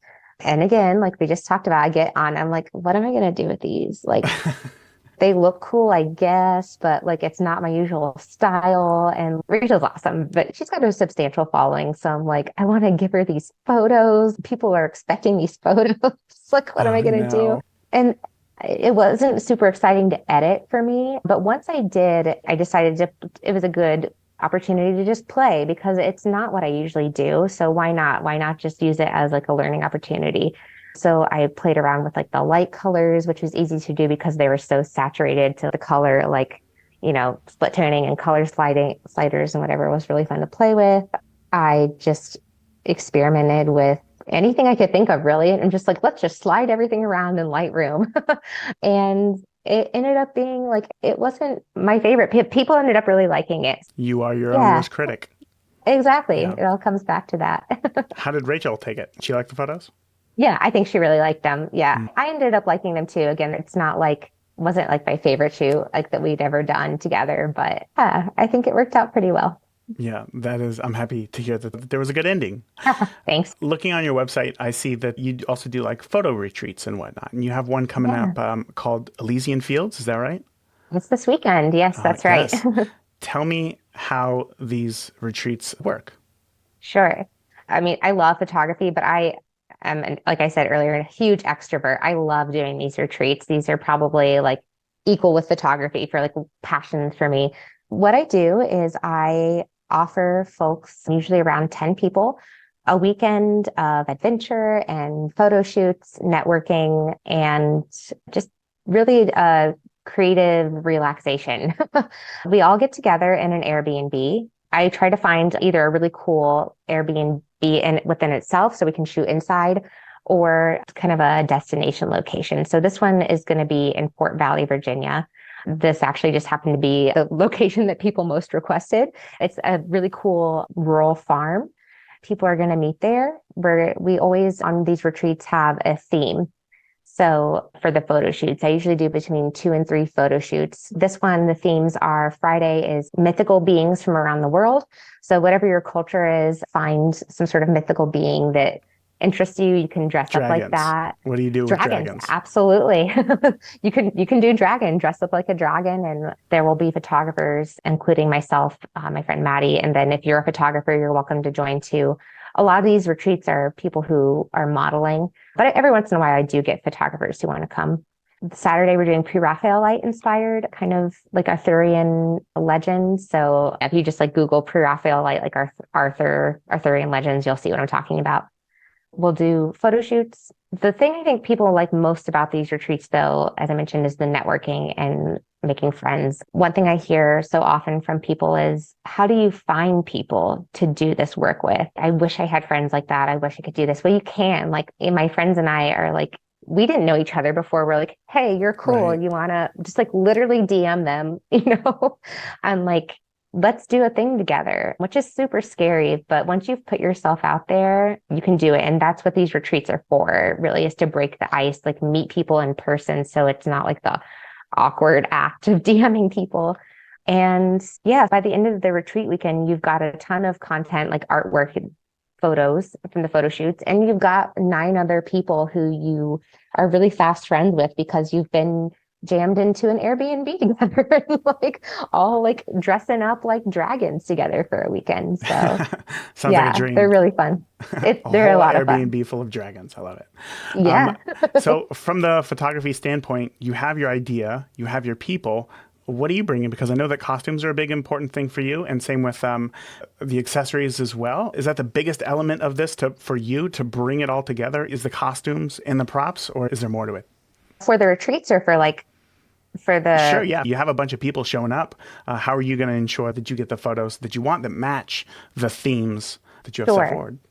That's another really good point, actually. So I do offer like costume packages if people want that. I will try if I can, because usually I'm traveling and flying. I'll try to bring what costumes I have available for folks.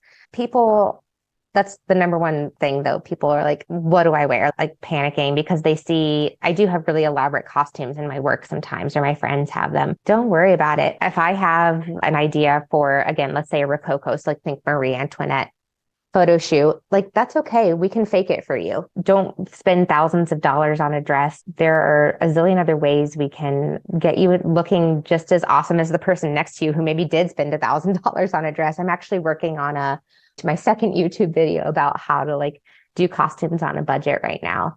So yeah, don't panic about the costumes. Well, what are some of those tips? I want to know. How do you costume on a Sure. budget? I'll give you a little sneak preview. So yes. Exclusive. Thrifting. Exclusive, that's right. So the first thing I always do if I'm looking for a costume is, again, make a Pinterest board. Visual inspiration is key. Really pay attention to little details because that's what's going to help you fake a costume. So in my YouTube video, I choose like a Renaissance look. So I bought a dress from Costa Real, which is one of my favorite like places to buy costumes. It's this beautiful kind of like angel sleeve, like big, long drape sleeve, Renaissance gown, medievally Renaissance gown. And then I show you, okay, let's try to find something like this on Poshmark, which is an online thrift store, or you can go thrift in person. I study a Pinterest image. One thing I do is point out the detailing, the trimming along the edge of the dress. And I find a velvet gown that has some trim. It's more modern looking trim, but it's for a photo. Like no one's going to be like, I see that's, like it's not going to matter for a photo.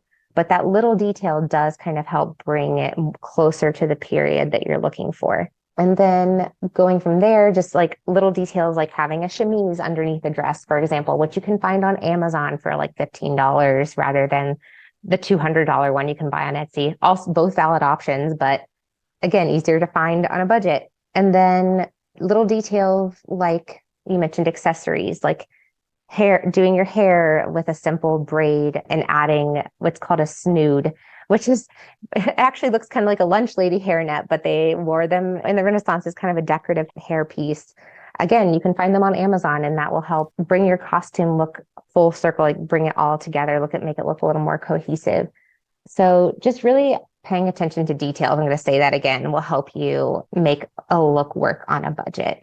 Mm-hmm. Does that answer the question? It does, 100%. I mean, because I am not fashion forward, as you can see here with my Sherpa. You look great. Okay, I appreciate that. But for me, it's always hard, as I mentioned earlier, when I was in film school, I would pay attention to the costume design students, and I'd listen into some of their teachings, and it was always about like the smallest details. And I don't know, that's just not where my brain goes. It's always like, here's the meat of the story. And I always have the hardest time with details. And even when my wife was like, let's redo our entire bathroom. And I'm like, okay, I don't know how we're going to do that. And she comes up with all the small details, and that's what like ties it all together. So it sounds to me like, correct me if I'm wrong, a great way to get better at details is finding that inspiration and zooming into those shots and just really Exactly. looking at a photo and studying it. Is that right? Yeah, absolutely. And again, you said earlier, like finding the time to shoot is hard. Like, how am I supposed to sit down? And just remember, like that's an investment in your work too, just as much as getting a shot or going out and the act of photography is part of your job. Doing the homework and research is part of your job too. And let yourself do that. Like for me, I have a hard time, like every photographer, if I'm not actively doing something every day, I remind myself, even watching a movie is doing research. If I'm watching Lord of the Rings for the 70th time, like this time I'm going to pick up a new detail I didn't last time. And that's going to make my work better because I noticed that detail. Yeah. Any little detail you can pick up, take note of it. And that's worth your time too. I just did the math. 70 times watching Lord of the Rings is 2,100 hours of enjoying Lord of the Rings. So I love that you know that. that is phenomenal. That is a lot of research right there. That's a lot of homework that you are doing. And that's exactly why I write off going to the movies on my taxes as education Yes, for my business. you can. Absolutely. It's wonderful. I got one last question for you here, Liza. And it is, I want you to, if I were to ask you to close your eyes and imagine a Liza Roberts photo, what does that photo look like? What elements make up that image? Sure. So it's a strong character. Let's use that word again. I really like to, Liza Roberts images really like to feature marginalized folks. I think I want my work to give them a platform. So let's say that's the character. It's a sweeping landscape or some sort of transportive location. Lots of golden light and definitely a sword. There's always a sword in there. Definitely a sword. Gotta have the sword. Yeah. That's perfect. I think that's a hard exercise to do, is to describe your own work, because sometimes it feels like you can be so in it, right? What's the phrase? You can't see the forest through the trees or something like that. You can Yeah, see the something like trees through the forest, can't. whatever it is. I know what you mean. Yeah. You know all the bad photos you take, you know all the good photos you take, you know all the work that goes into it. And seeing those straight out of camera photos versus like the edited and shared images, it's hard to separate those. So I appreciate that you're able to do that, to really think that through and describe that, because I don't know if I would be able to do that, honestly. I'll have to try sometime. Anyway, Liza, I got to ask, I know people are thinking to themselves, this sounds really interesting. Who doesn't love swords? Who doesn't love fantasy? Who doesn't love dragons? I would love to see more of Liza's work. Can you share with us where we can find you online?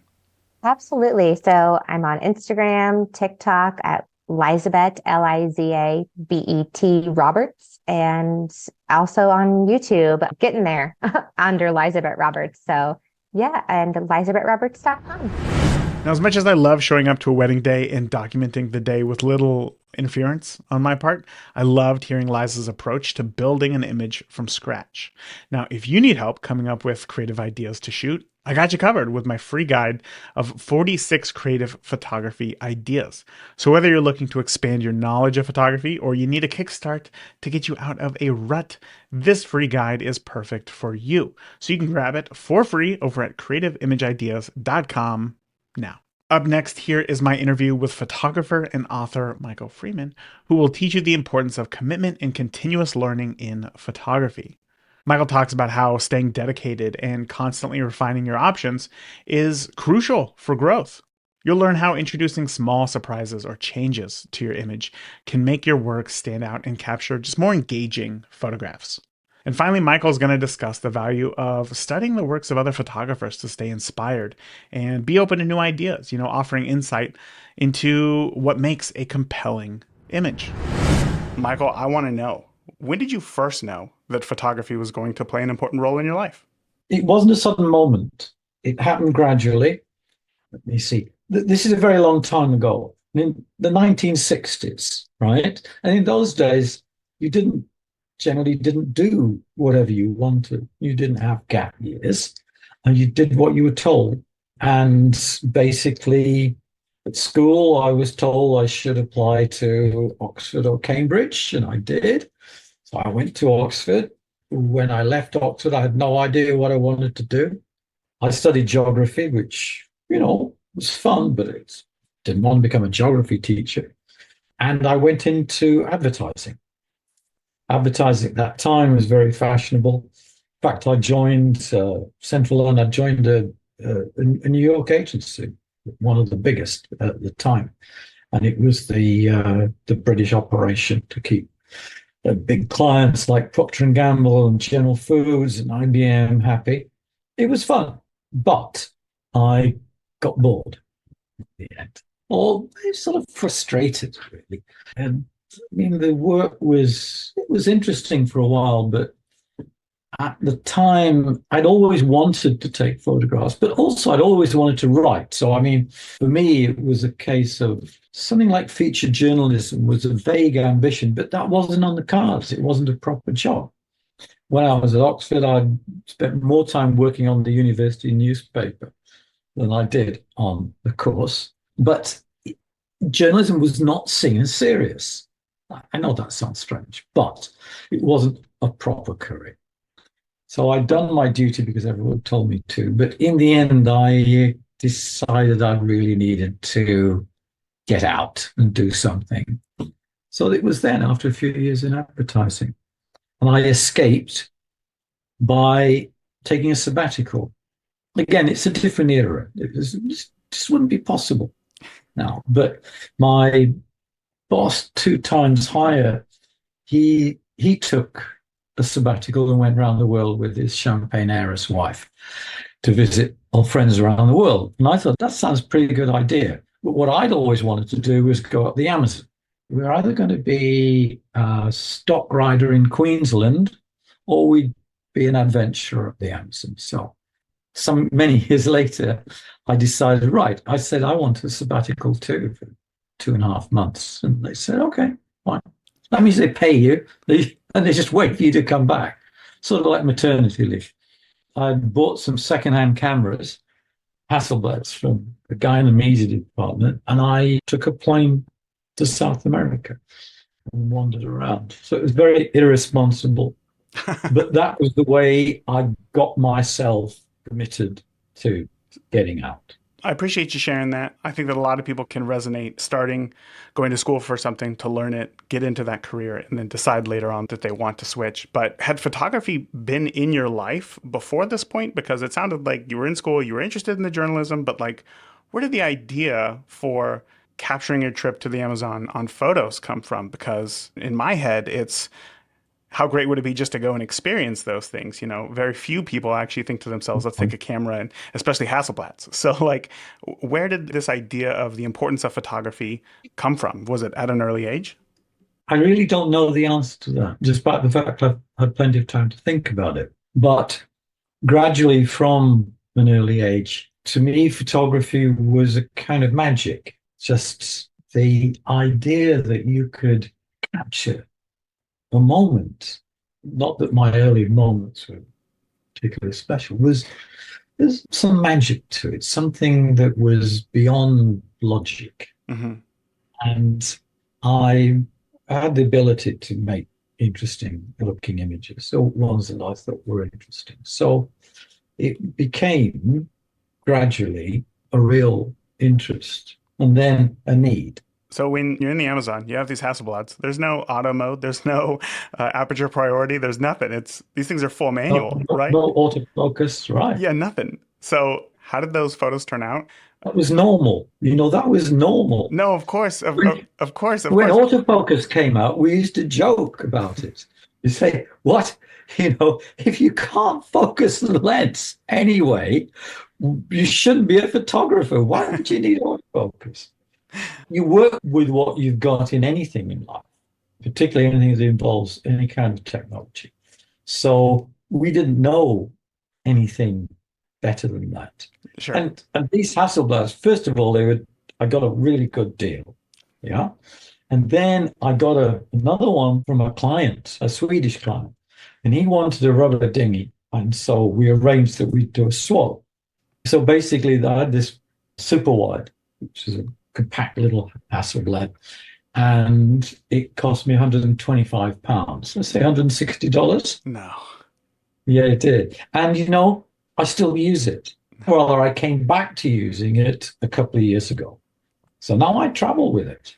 And it's a beauty. I don't know. you know, cameras and equipment, they're a tricky thing in photography because it's evident that too many people spend too much time going on about it. You only have to go to any sort of photography fair just to see, oh, God, it's ridiculous, you know? But nevertheless, so we always like to say, hey, it's just a tool, okay? But nevertheless, every serious photographer I've ever known pays a great deal of attention to the equipment. So there's this sort of ambivalent relationship between something that it's what you use. So you have to love it Mm-hmm. and take good care of it. But you have to think, shall we say, through the viewfinder, not twiddling knobs. Sure, sure. Having the knowledge that you have today, you've had a long career in photography. If you think back to those first photos that you took in the Amazon, right? Like this was kind of your first attempt at really trying to make something interesting, artistic. What would you say about those photos? Where were they lacking as compared to where you are today? Well, there's two views. One is how did they look at the time? And I was surprised. There was quite a number of good ones that I liked. And in the end, actually, that's the only thing that matters. And even if your eye and your judgment isn't fully developed, it doesn't matter. I mean, it will, or it'll move somewhere.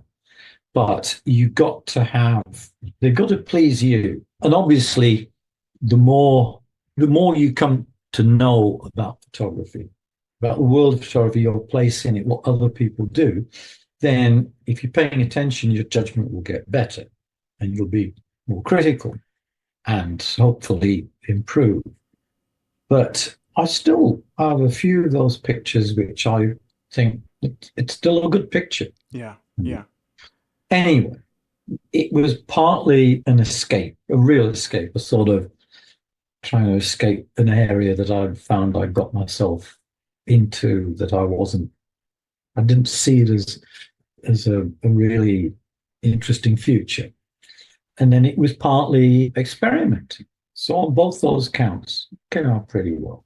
Were those photos the catalyst for you to say, you know what, maybe I'm not going to go back after my sabbatical? Or what was your work history after that? How'd you? Yeah, yes. I mean, it certainly took some time, but I had some luck. I bought them around. The funny thing was that, so I'd still live in central London because I had no idea what to do.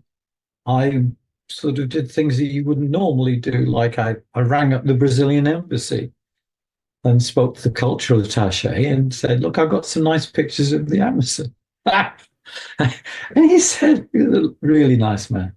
And he said, great, actually, that's just what we're looking for.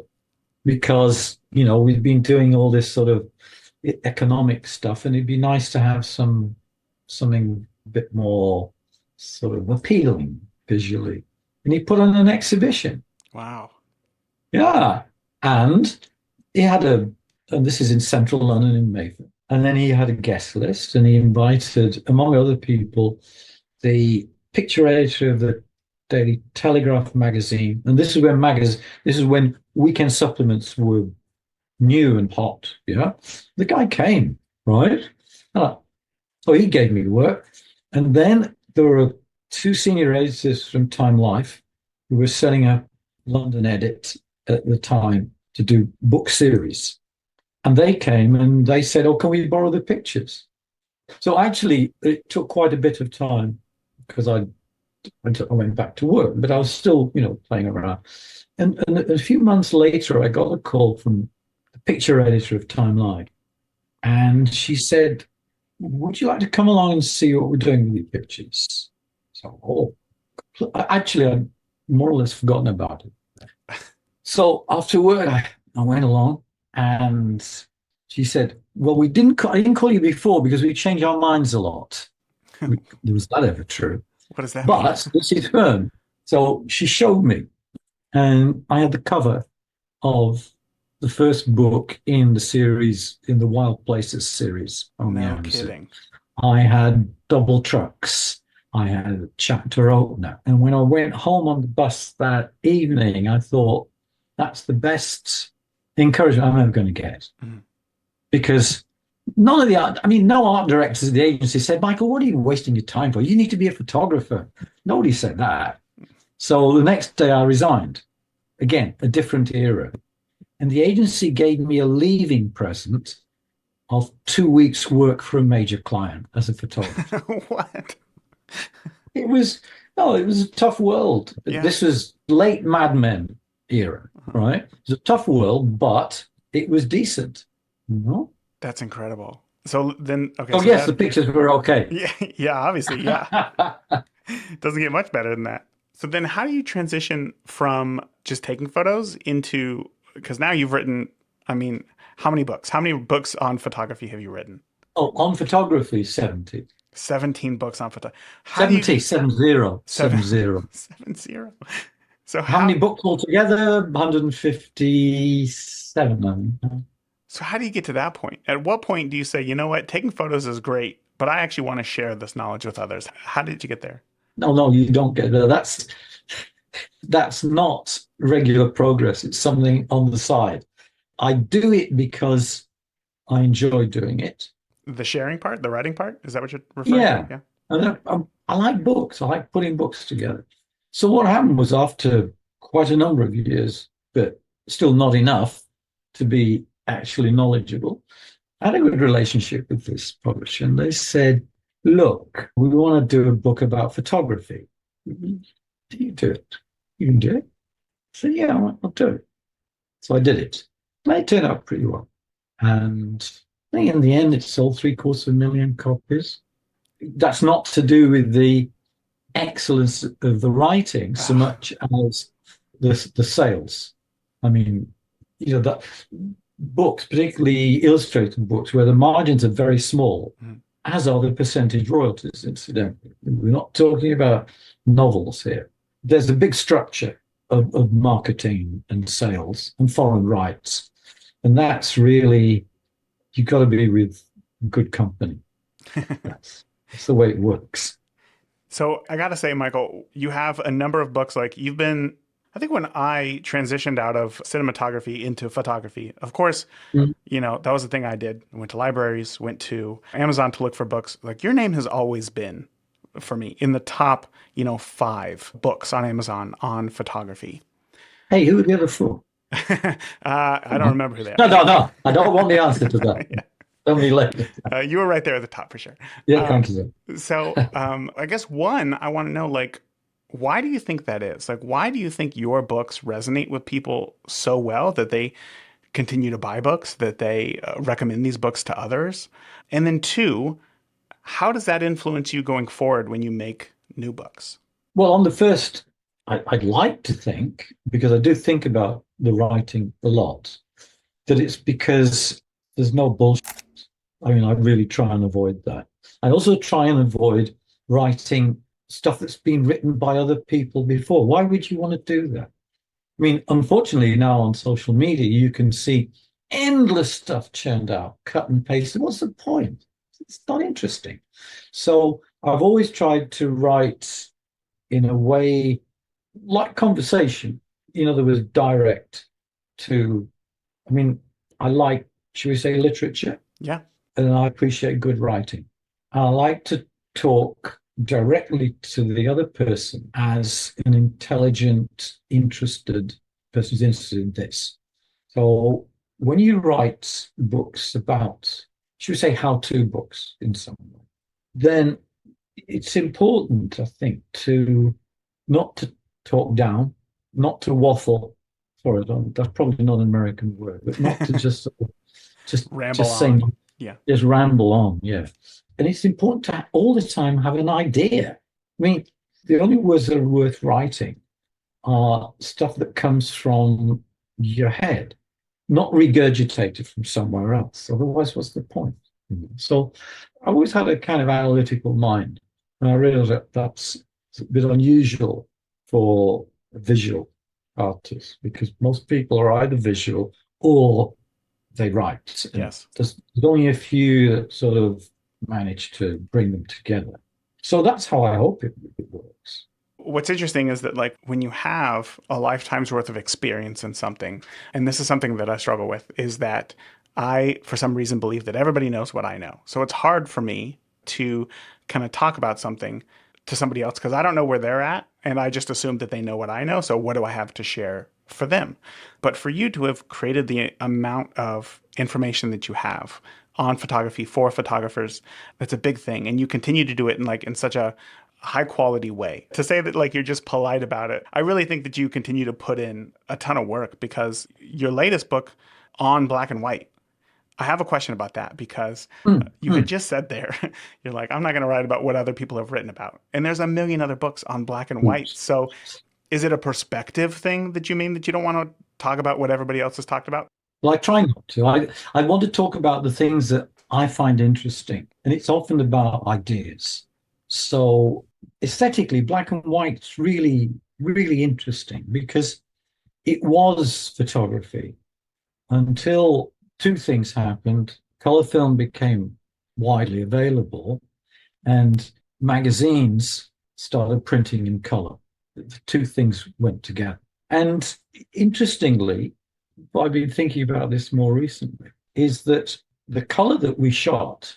So when I started, basically, was the early 70s. And that was just the time when color was what everyone wanted editorially. And what we all shot was transparency film. Nobody shot negs. Yeah. The reason nobody shot negs editorially, well, a few people did, but they were just being difficult, is that you can't edit negatives. I mean, my life in photography has been particularly because I was in advertising. I didn't want to go back into advertising. I wanted a more glamorous life, which was shooting for magazines and traveling the world and doing picture stories. Of course, I became very familiar with the magazine editorial world. And I'm talking about picture stories rather than to manage studio shoots. Okay. It's the reportage. So what that meant, in every magazine, Time Life, Books, Smithsonian, Geographic, Sunday Times, you had a picture room. In the picture room, around the side were the walls where you pinned up the layouts, which were always in black and white, right? But in the middle was a large table. No seats, everyone stood. So it's a big table.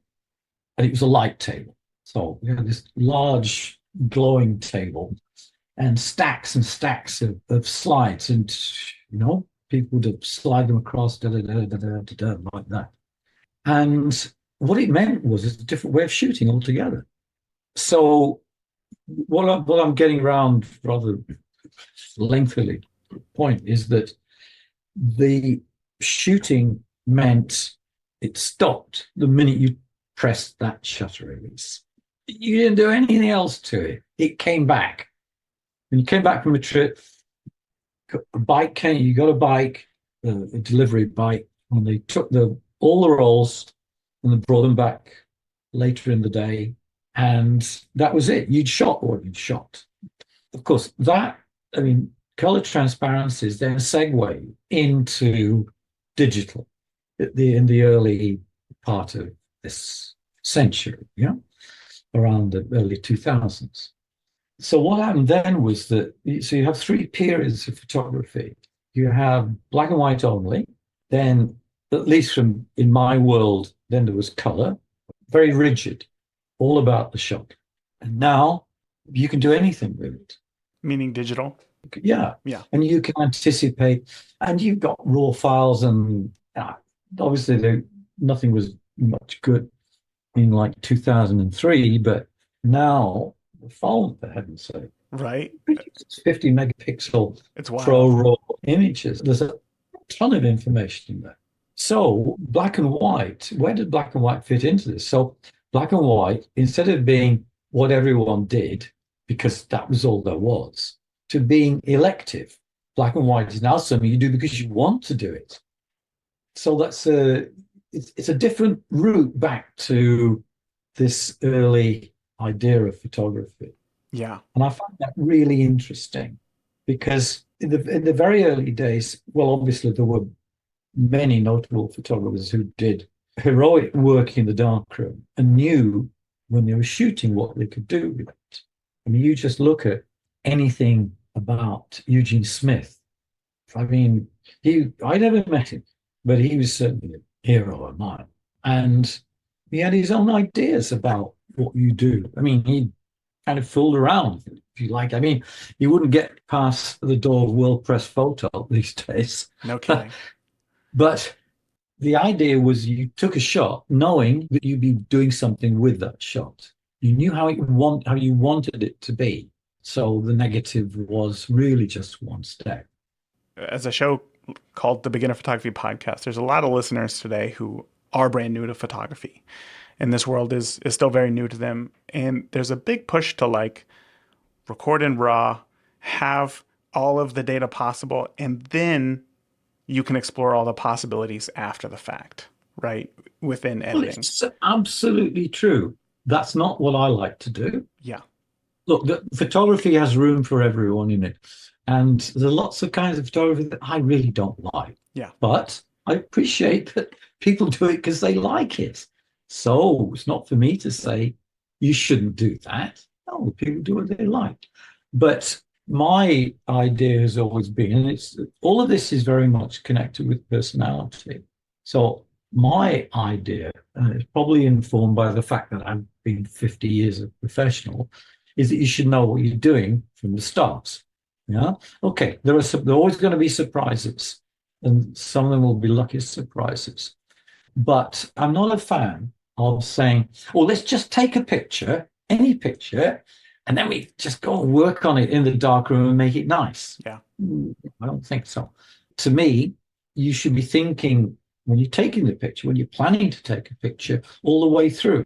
So my view of modern digital photography is that the process of photography stretches from preparing to shoot, depending on what kind of shooting you're doing, but being aware of in the street, being alert to possibilities, not to the point of pressing the button, but to the final delivery, whether it's a print or it's on screen. And the good processing or printing, yeah, the idea is to do the best for a good photograph anyway, but to bring out the best qualities, the ones that you were hoping for. It becomes a stretched out process, but it's still a process that begins with the idea of that's an interesting picture. That can be a picture, whichever kind of shooting you do. How do we get there though? How do we get from, I don't know how to use this camera, I'm just hoping for the best. Hopefully I'll press this shutter enough that I'll get a photo that I like, to you see the photo in your head before you take the photo and you know exactly how it's going to turn out. How do we get there? First, the technology it gets better all the time and easier all the time. So the camera will do it by default. It will give you a workable picture. There's now these things called autofocus, these newfangled ideas. No? So you'll get a picture. So that's less of a problem. There shouldn't be any kind of, what do I do with this? You pick it up and shoot. You know, phones. I mean, that's another thing. Yes, I love my Hasselblad. This is the real future. The phone. It doesn't have to be in a phone, but it's something that is extremely easy to use. It's with you all the time. And what that should be doing is making you less concerned about the fiddly bits and more concerned about what do you see? What's interesting? That's really why, about 15 years ago, I decided I wanted to write a book about composition because, to be honest, almost no one had. It seemed a bit weird to me. Yeah. Now, also, I know my professional community, and it's one of the things that photographers really don't like talking about. But organizing the stuff in the frame, framing it, that's something that you don't need, all the technicalities to do. If you got a frame and the camera that surrounds it, and they do now can take that picture, that's what becomes one of the most important things. Assuming you've already got an idea, whether it's, well, I'm going to shoot in the street today, I'm going to see them, get a picture of this person, some interactions or whatever, then it's very much, to a large extent, it's about how you identify the things you're going to photograph, call them subjects, and how you organize them in the frame. That's a hard thing, though. Is it a hard thing? I think it's a hard thing for new photographers to understand because they've taken photos all their lives. They've taken photos all their lives and never thought about anything like the background or where to place their subject within the frame. They're just pointing and shooting. So now that we have this tool where we can control these things, it becomes an additional layer, right? As you said, like not only do we have to figure out all these fiddly bits, but now also we have to figure out like what's in the frame. So, Well, I would say you strip out the rest. That becomes easier and concentrate on that. Well, the other part of this, of learning how to do this, well, there's two parts to it. There's something to reject and avoid at all costs, and that's people telling you what makes a good composition. I do try very hard to say not to put too much judgment into this.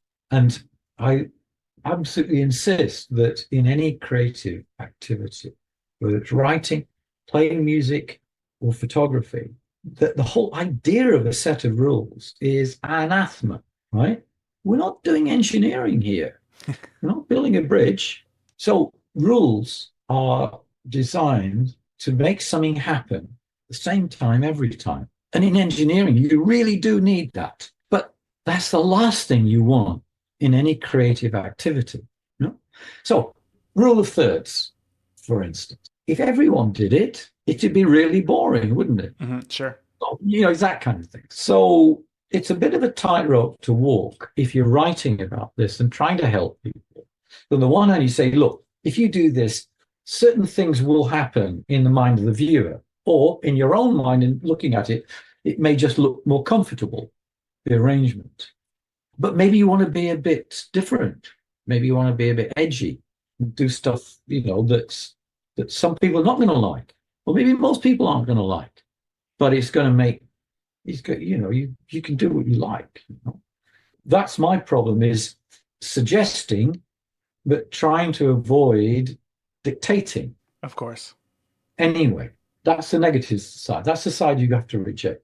The side to embrace is, it's really one of the simplest things in the world, and every professional photographer I know does it all the time, is to look at other people's photographs.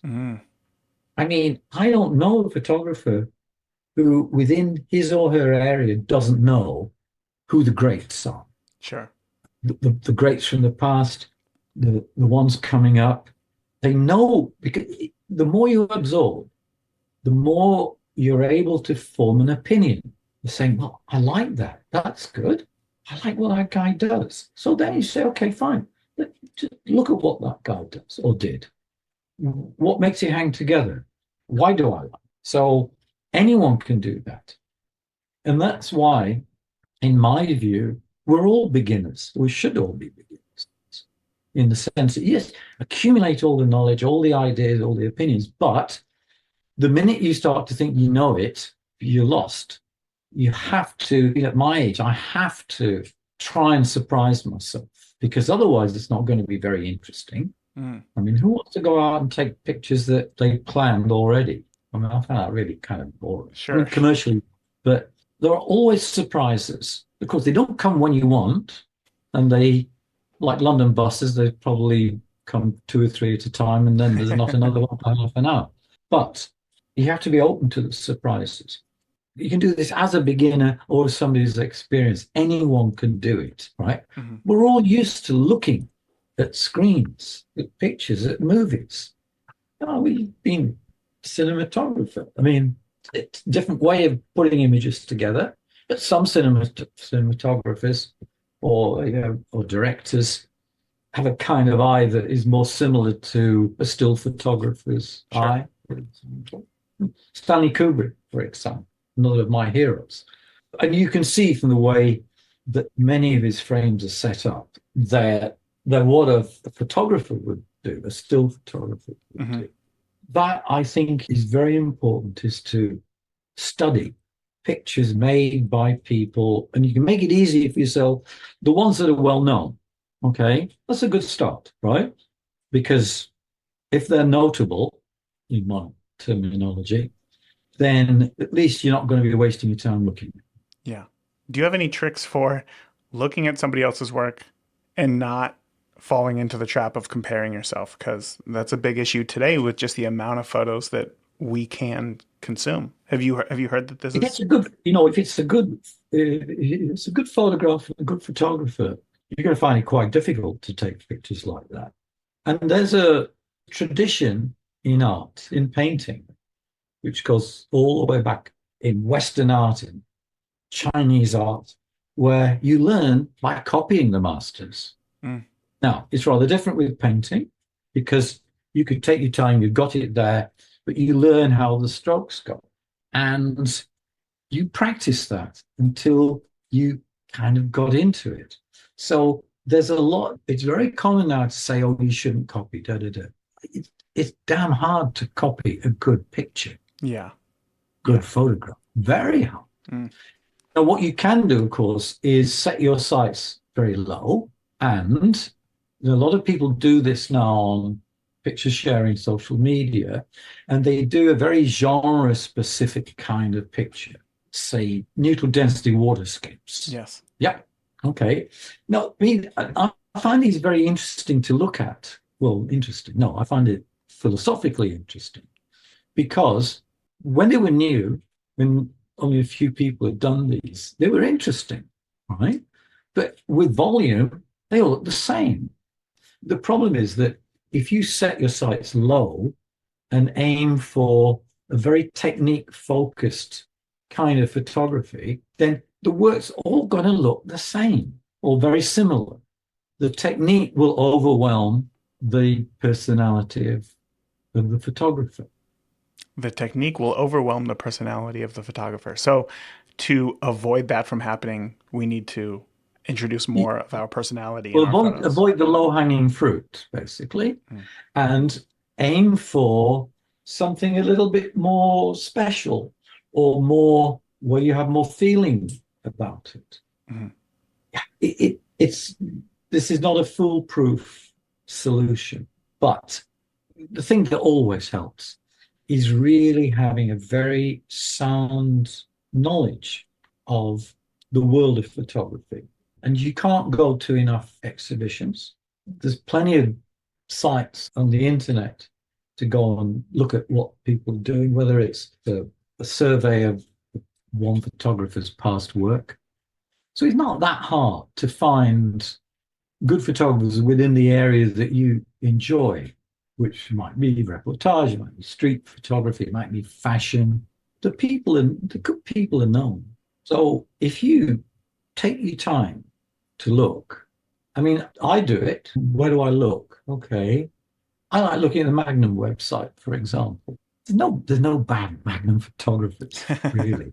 And a huge number of photographers in that history. Yeah. You know? I look at lens culture. I'm not plugging them. It's just that they're not quite as easy to look through as they used to be. But another one is, well, all magazines have, they've got some kind of photo section. So if you like, National Geographic, they have a lot of social media presence. Yeah. Life magazine now.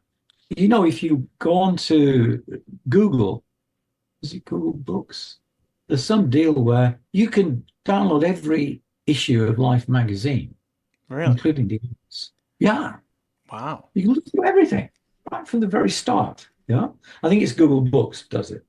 And then also there are these aggregated gallery and auction sites like artsy.net. And what these people do is they aggregate galleries from around the world and auctions, right?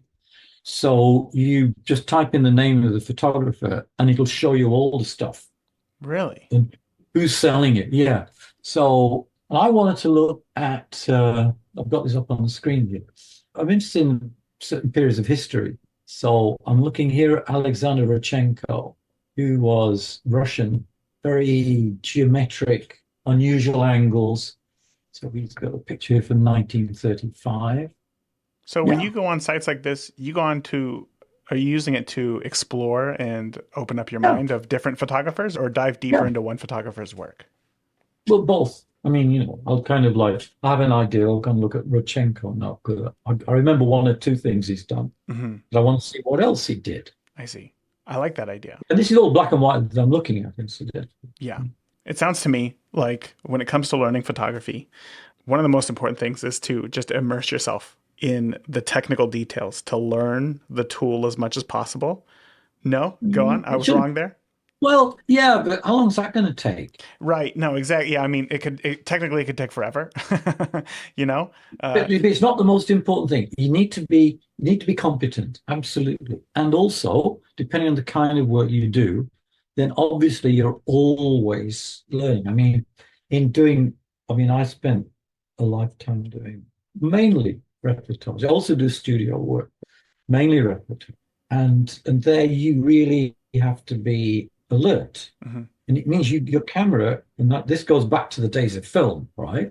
Camera has to be really an extension of your hand. And the more you use it, the less you have to think about it. Sure. Sure. But of course, it's essential, but it's a kind of that's taken as understood that you will be learning how to operate the machine and gradually getting better and better. But that is not what is going to improve your photography. It'll help you get a picture fast enough so that you capture the moment before it's over. But behind all this is much more important is what you think is going to make a good picture. Mhm. And again, there's room for everyone here. It might be that you're really what really interested is the expression on people's faces or gestures, or it may be you're interested in the pure graphics of a picture. That's what's so hard about photography. There's so much. It's all over the place. So this is going to sound super cliche, I guess, but if you had to tell a brand new photographer how to be successful as a photographer, maybe not commercially or anything like that, but from How to personal satisfy fulfillment, themselves. how to How satisfy to, themselves, yeah. what would you tell them? Well, it's not a single thing. It's not a secret of the universe answer. It's a continuing process. So first understand there are no magic bullets in photography. Why? If there were, they wouldn't be worth doing. Mm-hmm. So you have to commit yourself. You have to learn to form an opinion about what's good and what's not, what's interesting. So you have to, on the one hand, keep practicing with the equipment, learn how it works, learn how to use it seamlessly, right? You have to immerse yourself in the world of photography to know what the people who are in your world, you're part of that world of photography, whether that's like some wildlife photography or street or something like that, what they're doing. You need to know where the bar is on every kind of photography. And you have to do it. You've got to go out and do it. Or you may have to go in and do it if you're in the studio. Of course, but And practice then is key. Yeah. also realizing every kind of worthwhile photography, whether it's in a studio and managed by a team of people to an inch of its depth, there's always small surprises, and they can be big surprises. If a picture is entirely predictable, it's not going to be that interesting. It may be what the client needs, but I don't do fashion photography. And for that reason, I'm interested in fashion photography, in looking at it. And you can see where some moment has happened or some gesture, or the photographer said, hey, why don't we just do that? Change the lighting here or that. And it becomes a little bit more special. And maybe it becomes more special. I see. If you do those things, you're on the way. You're on the journey. That's all that we can hope for. That's perfect. Yeah. Well, Michael, we're at the end of our time. I cannot believe how fast this time went. For those listening who are thinking to themselves, this was great. I want to learn more about this world of photography. I want to learn more about Michael and what he's doing. Where's the best place for us to find you online? Google, I guess. Next up is my interview with photo editor, as in the editor who's in charge of photography for a publication and not like somebody who just uses Lightroom and Photoshop. Karen Williams, who is going to teach you how to develop your unique visual style by crafting a distinct artistic look that will set you apart. You're going to learn the importance of dedicating time to practice and master just one specific aspect of photography at a time, whether it's a particular type of shot or just going deeper into learning your camera settings.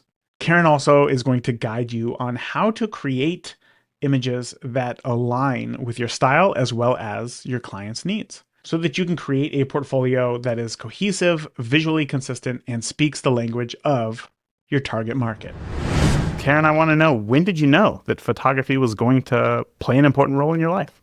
Well, to go back to before the important role, I didn't know it at the time, but I think I became around age 7 the unofficial family photographer. Because my dad literally taught me, and this is the 80s, like early 90s, this old camera film.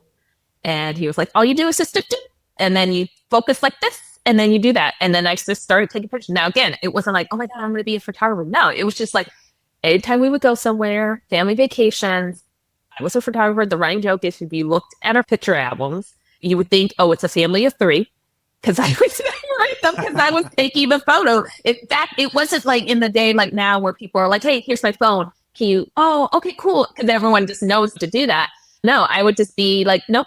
And I was very protective. My mom would be like, hey, no, only I can frame it. And again, I'm not thinking I'm going to be a photographer. I'm thinking I'm going to be a basketball player. I'm going to be a volleyball player. I sucked at sports. I was okay. I was like, nah. Then I got into playing the violin. Then I thought I was, again, not good. I thought I was going to be a meteorologist. I thought I was going to be all these different things other than a photographer. But while this was all going through middle school and high school, any event we went to, anything, I would take the pictures. It wasn't until high school, literally my last kind of quarter there, where I took a black and white photography class. And it was in a janitor's closet. And the magic of like, and I think because I wasn't developing the film, we developed the film and then we printed the prints. That's when I was like, ooh, this is what I want to do. I want to be a fine art artist. Now, again, I had no idea about being a fine art artist. I just knew this is what I wanted to do. And I wanted to go to school for photography from there. What was it about that power of the print? What was it about that whole situation that made you say, like, wait a second, no more basketball, no more meteorology, nothing like that. This is the thing. It was the magic of, I think, just printing, of developing my film. Like, ooh, okay, look, you put it in and then you shake up the canisters and then look, you hang it out. Look, you see seeing the magic that the chemicals were like, oh my God, that's the picture I took. And then, okay, that's the contact sheets. Ooh, I like this one, like picking which ones I want to do. And then the magic of you expose on this special piece of paper and you're in the lights in the dark room and you're putting it in, the developer, and then you put it into cleaner and then you got into the fixer. And then, like, it's just the magic of creating. I think it was just the tactile experience of creation of, I was taking the photo and for a long time, it was just kind of automation in the sense of someone else was just doing it. But then when I did it myself and I was like, wow, I saw it, took it, and then I developed it and then created a physical thing with it. And that's where I was like, ooh, I want to learn more about that. I want to do that. So how did that manifest? Did you go to college for it or what was the next step? So the next step, I took like a 2-year break a little bit, or like a year and a half, because I had graduated early. I did like 10 credits so I could and I was sick of school. But then eventually I was still looking at photography schools, and I ended up going to a small kind of private college called St. Edward's in Austin, Texas, because it was that or UT kind of back then day. But I was like, with UT, I fell in a trope of, oh, it's so many people. I'm going to be in an auditorium and I'm going to be lost in the sea of people, where St. Edward's was like very small at the time. It's huge now, but it was very small. It was like maybe 7 people in the whole program or something like that. And so I proceeded. And again, my intention was at this time, because I did not know any better, I didn't know how to research. Google was kind of something around, like you didn't just Google what careers can you have. I was going in there in the premise of, I want to be a fine art photographer. And I thought it was so easy. The naivete, just forgive me. I was there too, I know. I just thought, oh, I could just take a picture, not understanding. This is why you go to school, so you start understanding. But I just like, okay, After a break, I was bored and I wanted to go back to school. And I was, okay, we're doing this. And I'm going to be a fine art photographer and I'm going to sell my print for $10,000. So easy, right? So easy. Yeah, so easy. I'm going to show my work in galleries. So easy. So easy. Yeah. So that was kind of the next process. And then going to school, learning more about the process, learning about the grades. Like, I am forever an old school. I still love prints. I love seeing photographers bring in a print for portfolio. I still love seeing the process of photography done. And I feel grateful because of the program I went to undergrad. It was still wet. And it was literally the beginning stages of digital. I did a digital 1 and 2 classes and we were like, what, Photoshop 3 at this time? This was no cloud. There wasn't an Adobe cloud. This is when you bought it and then you could own it. And then maybe in a couple of years I'll upgrade if I want to pay that money to, the next expensive. box. Yeah. Exactly. But I always say I'm so grateful that I learned on a wet, dark room because when I went to digital, I understood the principles of dodging and burning, color correcting, and stuff like that to apply. Because I feel like fast forward now, a lot of photographers are trying to get like away with, oh, I just put a filter on it, and not understanding why are you putting a filter on it, why this aesthetic versus it just looks cool.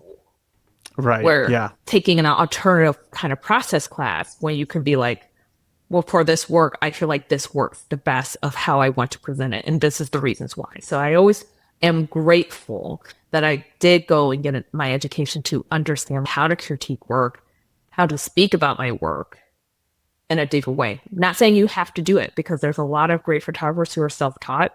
But for me, I'm a nerd. So I needed school and I liked learning all that stuff.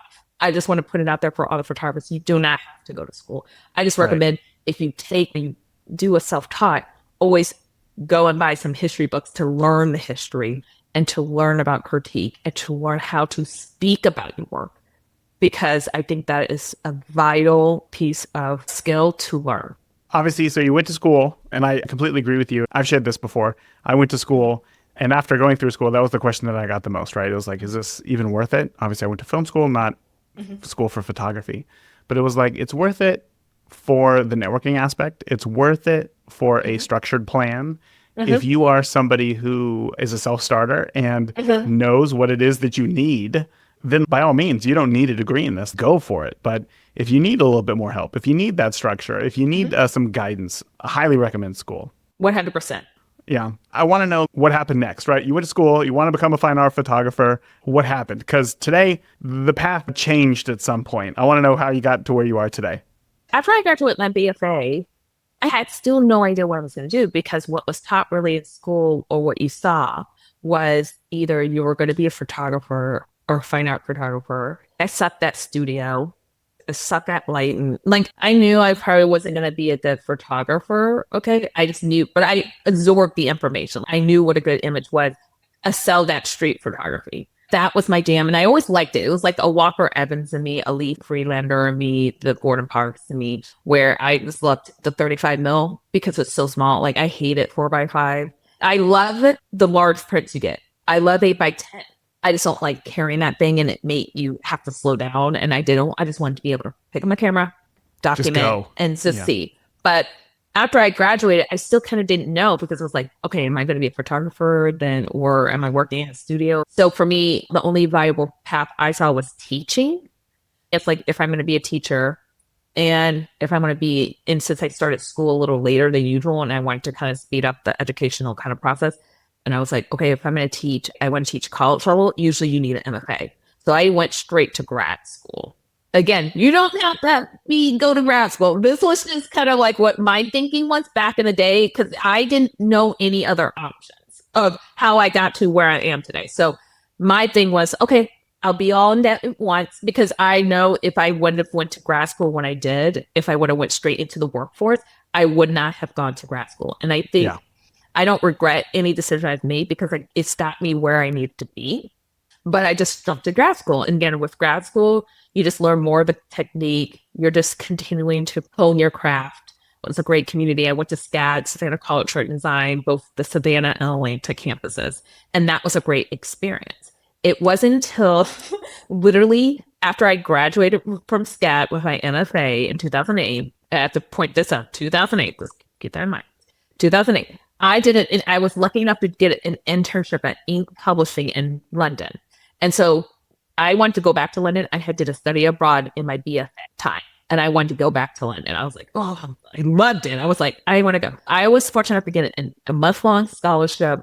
And I graduated, and the university I stayed at let me stay there. They were like, you have to be a student. I was like, I just graduated. I had the funds because I had leftover loan money. I was like, I have to pay that back anyway, so let me just use it to that.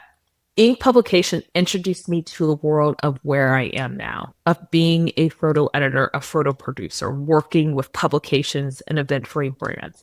It is, I think, still a kind of a custom publication. And when I was there, it was specifically for like European airliners. So those magazines you see in the back on your flights, that's what they were doing mostly for the European airlines, and a few, I think they had United as well. I don't know if they still have United stuff, but those were the things they were working on. So that's where I learned about, oh, okay, so you're telling me I don't have to be a photographer. So there's a world where I can work for photographers. I'm doing photo research. I'm essentially just doing logistics, helping still create amazing images, but I don't have to be the one behind the camera. That was, I want to be a photo editor. It was a perfect world because I didn't necessarily want to be a photographer. I always say I couldn't do the photo hustle of marketing yourself all the time, going through the freelance life. It was like the perfect thing. Like, I like doing the logistics. I like the production part of it, but then I can be on set. I can still create the imagery you're seeing, be part of that creation, and not just necessarily be the sole creator behind the camera. And so after that month I came home, I was like, oh, let me be a photo editor. Let me start emailing people. Okay, everyone's in New York. Everyone, okay, let me start not understanding how to get into the industry, but I just blindly, okay. Then 2008, fall happened, and then the economy crashed. Of course. And then the bloodbath of publishing. Yeah, that was the year I decided I was to go into publishing and the editorial and magazines. And I was like, I'm going to be a photo editor. After that, it was a slow couple of years where I'm working at a cupcake place.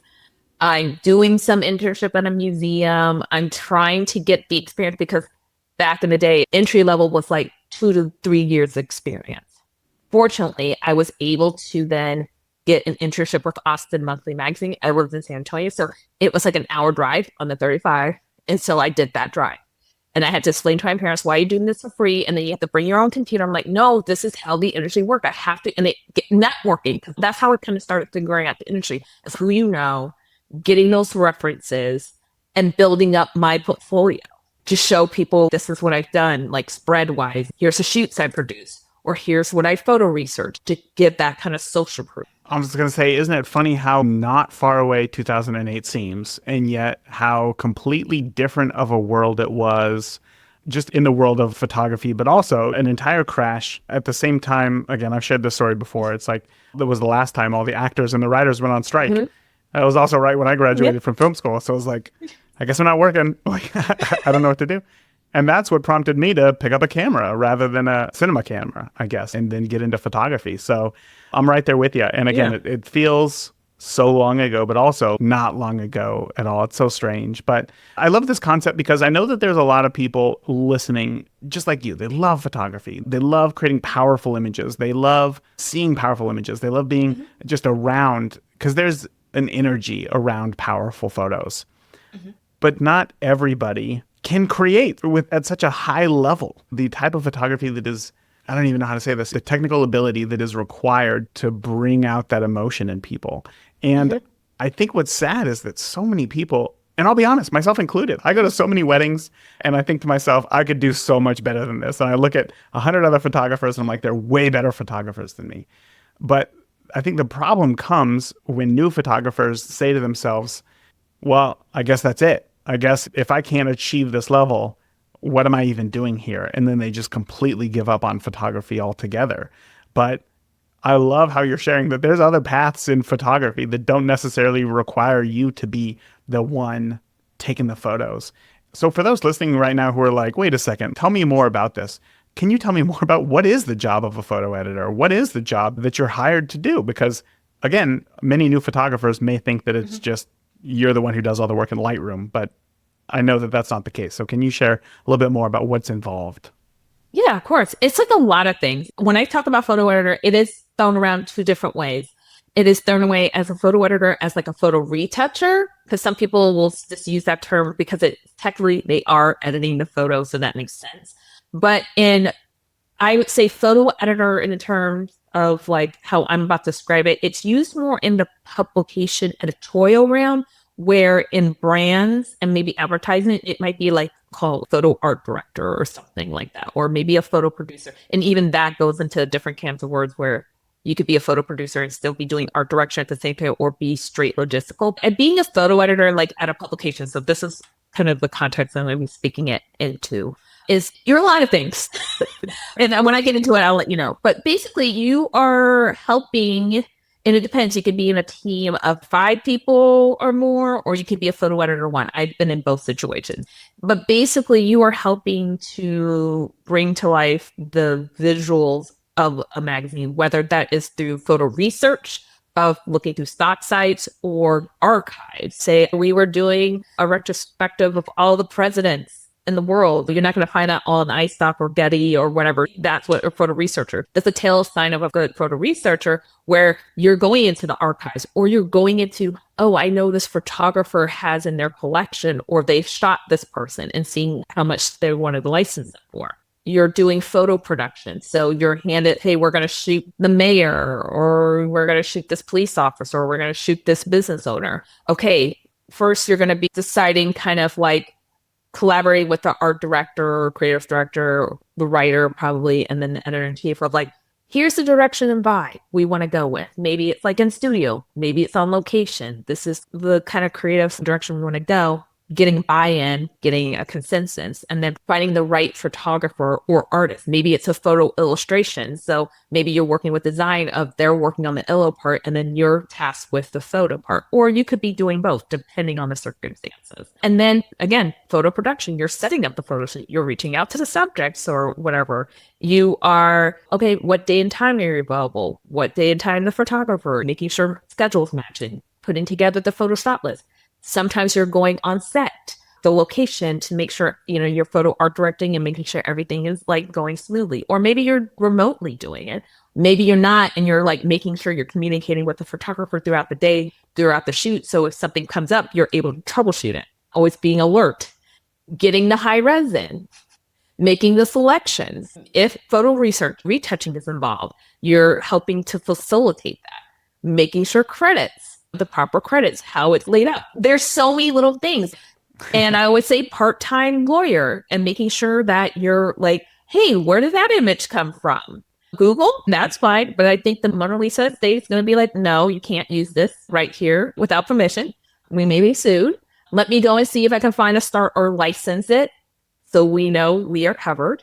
And then I always say the bonus therapist, because sometimes you have to deal with meltdowns and stuff. And basically, I always say team photo for life. One of the hearts and souls of like, I think, a department, because there's so much we have to do. And this is just a little taste of what I'm telling you, you have to deal with. It's just so much nuances. Yeah, there's a lot. Job. It sounds like a whole lot. When photographers from the other side want to come to this side, I always say it is a different game. This is not a photography job. Sometimes you do shoot photography, if it depends, if it's probably like a smaller publication, or maybe a newspaper where you're kind of doing both. But for most times, you are behind the desk. I always say you either love this job or you hate this job, because it's a lot of just sitting around the desk. And I think the glamour for me of why I want to be, I'm like, oh, I'm going to travel. I'm going to be able to do these fancy shoots, go to Paris. And then I started traveling for shoots and no, you're still working 8-hour days and you're on the shoot, but also you still have to do your job. Like, you still got to do that on top of that. So that turns into like 16-hour days of having to stay on top of other work, but then also be on set. I always say the glamour goes away once you go to your one intense shoot and you're like, yeah, maybe I saw the Eiffel Tower while passing by, but you're not going to have time to sightsee and all that stuff. But for me, I love it. I just love that hustle grind. It could be the worst shoot gone wrong, but I'm like, okay, let's do it again. We're going to do it better this time, right? It's like one of those things, you either love it or you hate it. Where does that come from? Why do you love the chaos? I come from two military parents. I'm an early riser. I love structure. I love discipline, even though it's like a chaotic world. And again, and it's good and bad because it's like you shouldn't want to be work yourself to the bone and then almost be to burnout, which I've been in burnout like a couple of times in my life. And it's like the nature of the beast of just being in this industry of kind of like, okay, we just get it done. You just get it done. But again, like I said, you either love or hate it. And for me, I just love it. I think at the end of the day, I get the magazine or the publication or you see it on a billboard. And you're like, I'll create that. As a photographer, you see something the first time you create it and on a billboard or like at a feature or the cover. And you're like, it was worth it. It's hard to explain because it's just like the rush of getting that shot. When you know you have the shot, you're like, this is a shot. And it's just worth it. It's a hard feeling to describe. But for me, that's why I come more and more and more. Again, there's toxicity kind of everywhere you go, but it's just like how you handle it. And for me, it's like at the end of the day, if I'm loving what I'm doing, the team I'm working with, the other stuff kind of just performs away. Of course. Yeah. I can relate to that. But I want to know, so one of the main jobs here is that when you get a brief, when you know what is needed, you have to go out and get it done. And sometimes that involves hiring a photographer to capture the images. So you see not only a lot of photographers, but you see a ton of photographers' work. So I guess the first question is, in a situation where you get some sort of brief or you need creative delivered, how do you start? Do you start looking at a bunch of portfolios? Do photographers come to you? Do you already know the photographers you want to work with, who you want to work with? How does that process work? We bookmark. We have different methods of how we bookmark, but we will bookmark. And usually, let's say when I was working at San Francisco Magazine, I had a lot of verticals. I had fashion, lifestyle, food, still life. And so I would just start gathering first, kind of like just searching who are like favorite photographers of mine, who are photographers I want to work with. Then it's like a layer of getting recommendation from other photo editors and producers. Who do you recommend? And then also meeting photographers as well. So it's this never ending of collecting of kind of resources in a sense of my Rolodex and knowing that, oh, I love this photographer, not right for the job, but when I get a job where I'm like, okay, that's going to be the right creative brief for that, boom, I'm going to reach out to that person. When I'm always trying to put together a list of photographers I want to work with, it's always like the first is matching the brief. And I sometimes have a wild card in there where it's kind of the opposite because I will also pitch like, hey, I was kind of thinking maybe trying something like this, right? 99% it would be no, but you know what I mean? But for me, it's a mixture of all those kind of things of like past bookmarks that I might have been like, hey, I want to work with this person to, oh, I just met this person in a portfolio view. Ooh, I would love to start work with them and referrals. It just depends on the brief. Yeah, and that makes sense. That was a great answer. How do you determine who is right for the job? Because I'm trying to get in the head of the listeners right now who are thinking, oh, maybe I'd like to travel to Paris and like do this thing. How do I get here? So I guess let me frame this question here. Are photographers trying to show you work that they think will work for a specific brief, or are they even involved at this point before you are reaching out to photographers? And if so, what are you looking for in their work? First, reaching out comes after a discussion with the team. So first, I will get the brief, and then I'm discussing with the team members who's involved, right? And then we're coming to a consensus. And I want to put out there, usually we're not the sole decision makers as photo editors. We're working in a team. And depending on like editorial more, each side is collaborative, but sometimes in brands, it's like the creative department is kind of like an internal marketing agency kind of marketing. So here's a team and here's our budget. So they're kind of like, say, we lean to this, will be favored because, hey, they are putting in the funds to fund this, right? Not saying, but they lean on our expertise. So we come to a consensus, and then I'm looking at photographers' portfolios that are curated to this. And I want to put out to the photographers why having a great curated portfolio that is speaking the language to the brands and publications you want to work with is so important. Yeah, how do we do that? So I always say when you're looking at your portfolio, first you have to kind of figure out, who you are as a photographer, because we do not want copycats. We're always looking for a photographer that has a unique eye. We're never trying to look for a photographer who shoots the same, because each creative brief is different. One might be like we want it all in studio and high key art, high key light. Or the next one might be, okay, we're going outside on a hike and we want natural light. And that's two different kind of masteries. And so I see a lot of tutorials where photographers are trying to play it safe and be generalist. And those kind of go at the bottom of the list because I'm looking for something highly specific, usually most of the time. And I want to see a mastery.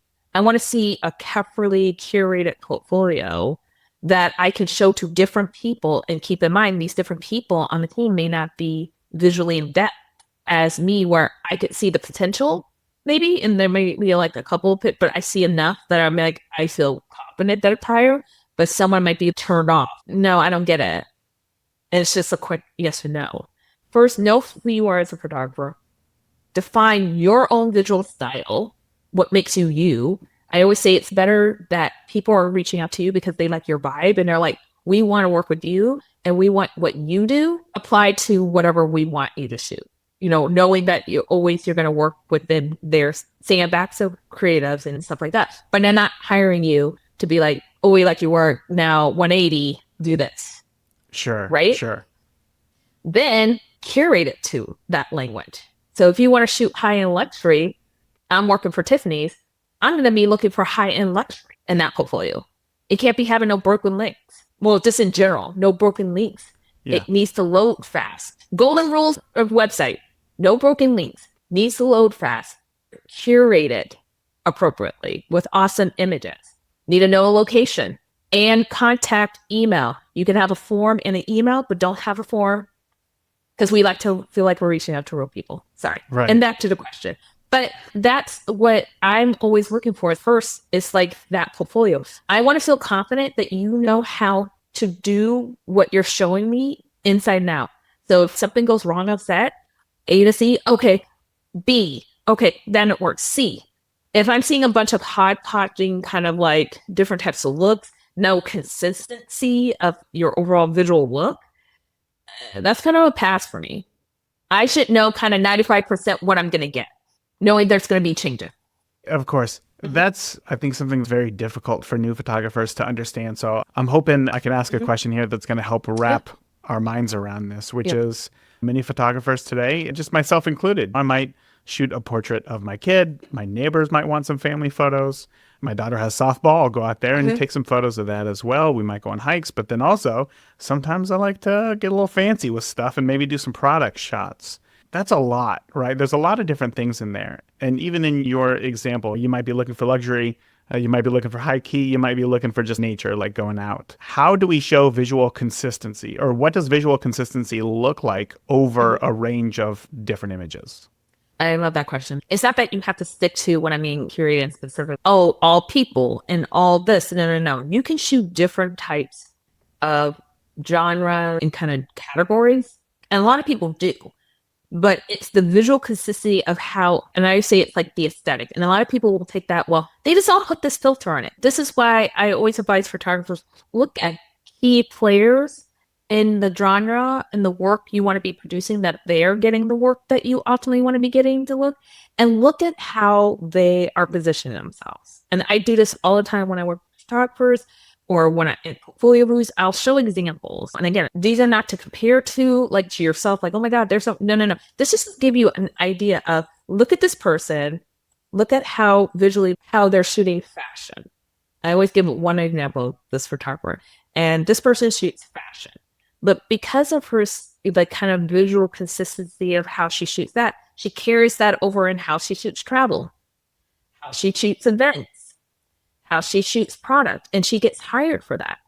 It's hard to explain because it's like kind of a visual thing you have to look. But that's why I always tell photographers, look at other photographers, and the photographers you see getting these work from like these top brands and top publications, they all have a vibe. One might be, it's like a soft, natural feel. Another might be like, this is obviously my thing is gels kind of thing. And it's applied to, they have developed, and this is kind of tandem, hand in hand, of develop their own visual, in a sense, of this is how I, myself, as an artist, sees the world.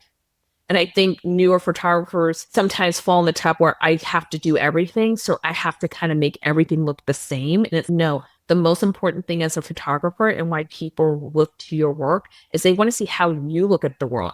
I look at the world versus you look at the world differently at the same time. If we went down the same street, imagine both of us went down the same street and we were photographing, your photographs are probably going to look way different to mine because I'm going to see the beauty. Probably I loved shooting abandoned buildings and like ragged things because I saw the beauty of the forgotten, where you might be like, look at that couple sitting on the bench. Look at this couple, or look at this person right here playing. You know what I mean? That's what I love about photography, because the thing is, everyone can have a camera and everyone would take a different picture of the same subject. It would look so different from different perspectives. And so that's what I mean. It's like why it's so important to develop that artistic eye for yourself, believing in that self, then the visual consistency of how you process it.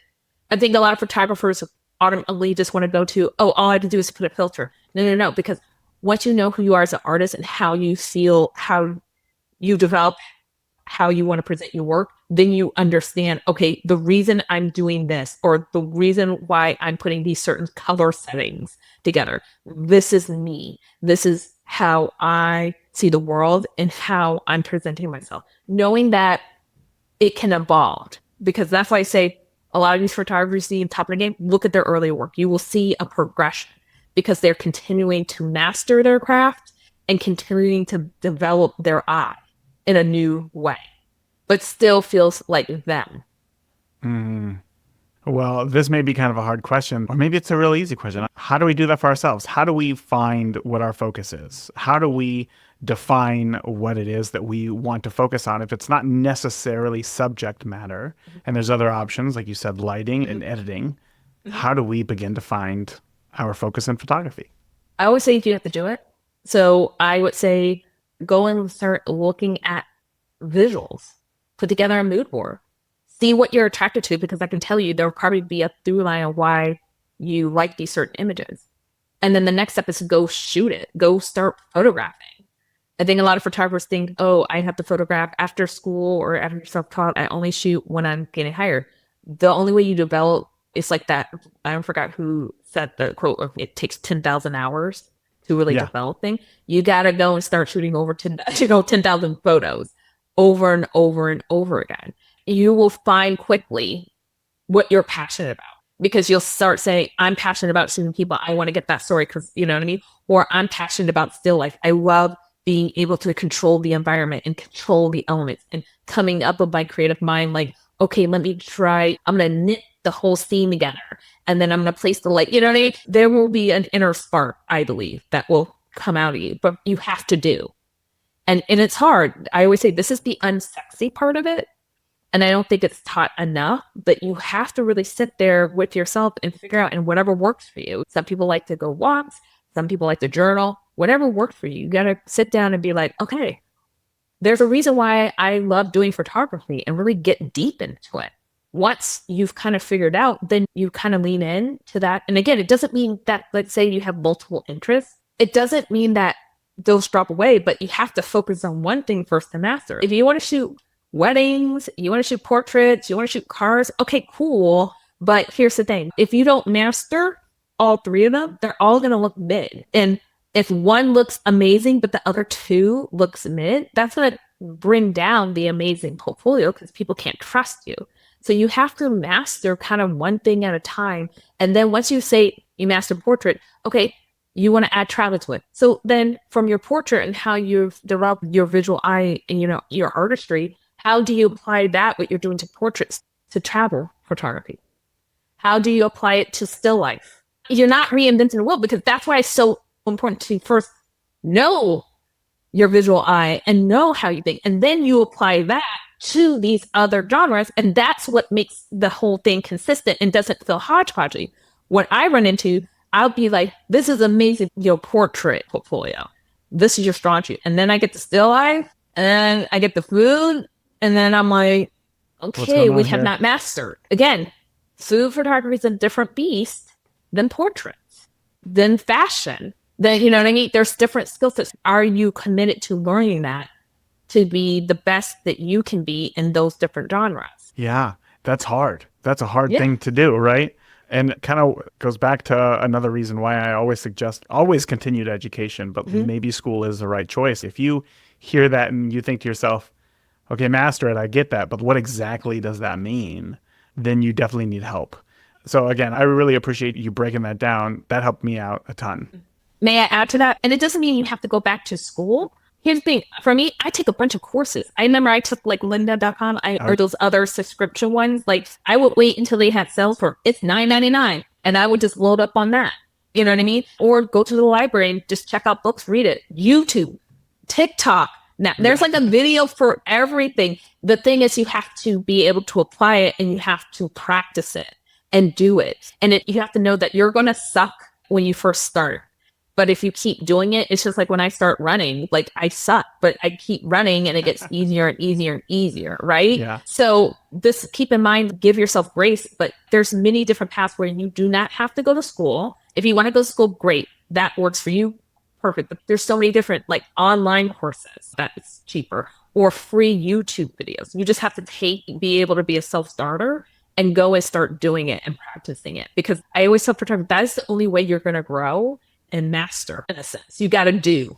Yeah, you got to do. You got to do. I end every episode of the podcast with the more you shoot today, the better of a photographer that you'll be tomorrow, because it's not necessarily the camera gear that you got. It is 100%. Literally just getting out there and doing it. Like you said, it's the 10,000 photos. You got to do it. So I want to know now, we understand what the photo editor is. We understand what a photo editor is looking for. We understand a little bit about how to find our focus. So let's say that we've gone out and we've shot say our 10,000 photos. And now we have a collection of images that we're happy with, that we like, that are uniquely us. From somebody who's seen a lot of portfolios, how do we start to build a portfolio that is going to stand out when we give it to somebody? So I always say my suggestion to people, because, you know, again, it took me years to be a great editor. So when I started, I was like, these all look good. People come to me and like, no, Karen, why are you picking the ones with the people's eyes closed?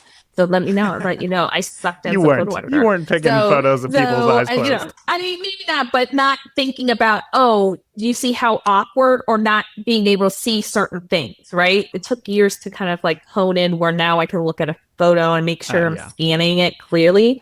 But I always tell photographers, once you kind of know, first, again, circle back to the brands you want to be looking at, one trying to book or publication you want to book, visually see what's out there, look kind of at your competition of the kind of shots they have there. Then you're going to go into your own work. First, I always say go first pass of, and I always say ask this question, is this photo going to serve me now to get the jobs I want? Because sometimes you can be like, these are all my favorites. And trust me, I was one of those in school where, how dare you tell me my 27 photos is too much for this portfolio? No, all of them are needed.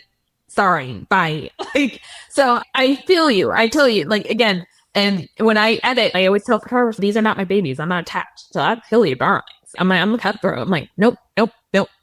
This is why I feel like this. So sometimes when you're kind of wavering back and forth, I always say, first, just ask your question, is this photo serving you to get the job you ultimately want to get? If it's a yes, keep. If it's a no, it doesn't mean this photo goes away forever. You can put it on socials, put it on a blog, or if you desperately need to see it on a website, make another website for yourself that you only see for yourself and just put it on there. And then you can look at it every day. Okay? Once you kind of cull that down, and I always say where the kind of general format I see for websites, and again, is however you want. I see websites where people want to be sort of fancy and some that are straight just a Tumblr page. It just depends on your artistic and vision and how you express your work. Usually, but typically the format you see is like an overview, and then you see, I always say, then have the diminished turns of clicks. Like, what's the first thing is the one you want to get hired for, and like kind of the genre, and then you go from there and there to contact. So I'm just going to use an example. Overview should be just a hit quit. This is the appetizer where you're like, people are like, oh, this is amazing. These are A++ images that can stand by themselves. They don't need a context of another image around it. These are basically, I would say, billboard images or covers. Think of it like that, where you have to sell something before someone enters, flips over the magazine, or wants to Google the brand because they love that image so much. So think of it like that. And trust me, it's not as many as you think. Yeah. No one makes like all these A++ leads because you do stories, right? You do a fashion story and you're telling a whole story. but not all those images are cover worthy in a sense, you know? I'm not saying they can't, but you know, there's a reason why that image was chosen as the cover. So think of your overview as these are my cover images. These get people excited to want to click more and stay on your site. So that's what you have to think. You're curating to speak the language to the brands and publications or the kind of work that you want to attract to yourself and people to be ooh and ahhing about. Then the second column will say, I want to shoot more celebrity portraits or portraits. And here's the thing, if you want to shoot celebrities and you don't have that in your portfolio, first just start off with kick-ass portraits, okay? To get the attention and start getting work to start kind of building yourself up to that. But you will be like, okay, portraits, and then maybe you're having the, let's say I shoot some still life and it's awesome. I always say, how many clicks does it take to get to where you want people to go to? And where do you want them to go first? Because of TikTok, we have an attention span of what, 7 seconds? Oh, so wouldn't that be nice? So think about that when you're kind of curating your portfolio. First, you want to be speaking the language of the kind of work to attract the companies you want to be getting work for. And then making sure that the photos are like bangers. I'm like in the vein of less is more. Don't put everything in the kitchen sink because you can have what I see ruin portfolios the most. I'll see, oh, this is amazing. Like, what the hell is this image? What's that image? And then you're starting to make me question, can you do this? You're having like hodgepodgey kind of things where it's now throwing me into question, can you deliver? So that's why I always say is like, make sure, not saying, here's the thing, portfolio will get you in, but will keep you in the circle kind of like, or people recommend you is how you deliver. So don't be putting things, if you don't feel 100% confident that you can deliver. I should be able to pick anything for your site and be like, okay, I want a baby of that. And you know how to do it. Yeah. Like I literally just tell you, I want a baby of this. Like I like this lighting here. I like this background here. I want a baby of that. And do not put anything you do not want to be hired for. I have had that so many times where I want to pick the image. I really got the, and they're like, oh, I didn't like it. But I just put it up there because people. Really? Even at like a high professional level? Wow. Yeah. That seems like such a new photographer thing because it's so like, you typically think, I don't have enough in my portfolio. I need to just add something there. But even at such a high level. I would be like, no, do not put anything you do not want to be hired for because you will be hired for that. Because I've done it before where I reach out to a photographer, it's like, oh, we like this. And they're like, oh, I don't really like it. I like the image kind of, I don't want to do that. Wow. I've had that. So I have to tell people like, that's why I say, you can have favorite photos, maybe put in your personal projects. And here's the thing, if there's something that you really love, but it doesn't really fit the vibe of what you're trying to sell yourself as, in a sense, personal projects is the ticket. Because personal projects can be whatever you want. Now, remember, again, you still want it to feel cohesive in a sense. Not like cohesive to thing, but the personal project to feel cohesive within itself. So it might be like, I'm a high-end celebrity portrait photographer, but here's what I did when I went to trip to Haiti or something. Or, you know what I mean? Or I went to Paris and I documented Tour France, right? And that, again, personal projects can get you other work. Because I've hired photographers based on their personal projects before. So it's like, oh, say I'm Sports Illustrated or something, and like, oh, we really liked your work that you did with the Tour de France. Would you like to do something like that again? Yeah. I had Brad Mangin on the podcast a while ago, who he was like one of the first photographers to document MLB just with Instagram. And he got a ton of work because of that. And it was just a personal project. He wasn't like selling these photos or anything. So that's a great tip right there. And I'm glad to hear that it wasn't just a one-off thing and that it happens in more cases than that. So Karen, I know that people are thinking to themselves right now, this is wonderful, but I definitely don't want to get to the point to where I put in all this work and eventually build a garbage portfolio. So as we end our conversation here, can you let us know where can we find out more about you online, more information on how to go deeper into our focus, get more into the business side of commercial photography here and build a awesome portfolio? And so for me, you can find me at blackvisualqueen.com. And then all my socials is Black Visual Queen. And I daily on LinkedIn and Instagram will tips and, nuggets. But other resources, though, that I always point photographers to is, this is how I learned about being a photo editor, actually, is if you're not following like aphotoeditor.com. So Rob, a former like photo director of, I believe, Outside Magazine, he has a website and a Instagram. I say that's like 100%. He first of all has tabs for like legal terms. He posts estimates to give you like clear real estimates from real jobs to show you, hey, this is how people are billing. This is what people are putting in them. He also does these anonymous surveys with real commercial photographers and asking them questions. They answer whatever they want to answer, but they'll give you like real-time rates, their pros and cons, real advice for working photographers in the game to give you insight and wisdom. So I 100% recommend him. He's the one why I actually learned kind of what a photo editor does, because I just would follow him and be like, "Okay, what are you doing? And how do you break in?" Another source is also Wonderful Machine. They have such a great detailed blog. And that's another place where you can go and reach out to their services. If you ever need help putting together an estimate or anything, that's another place.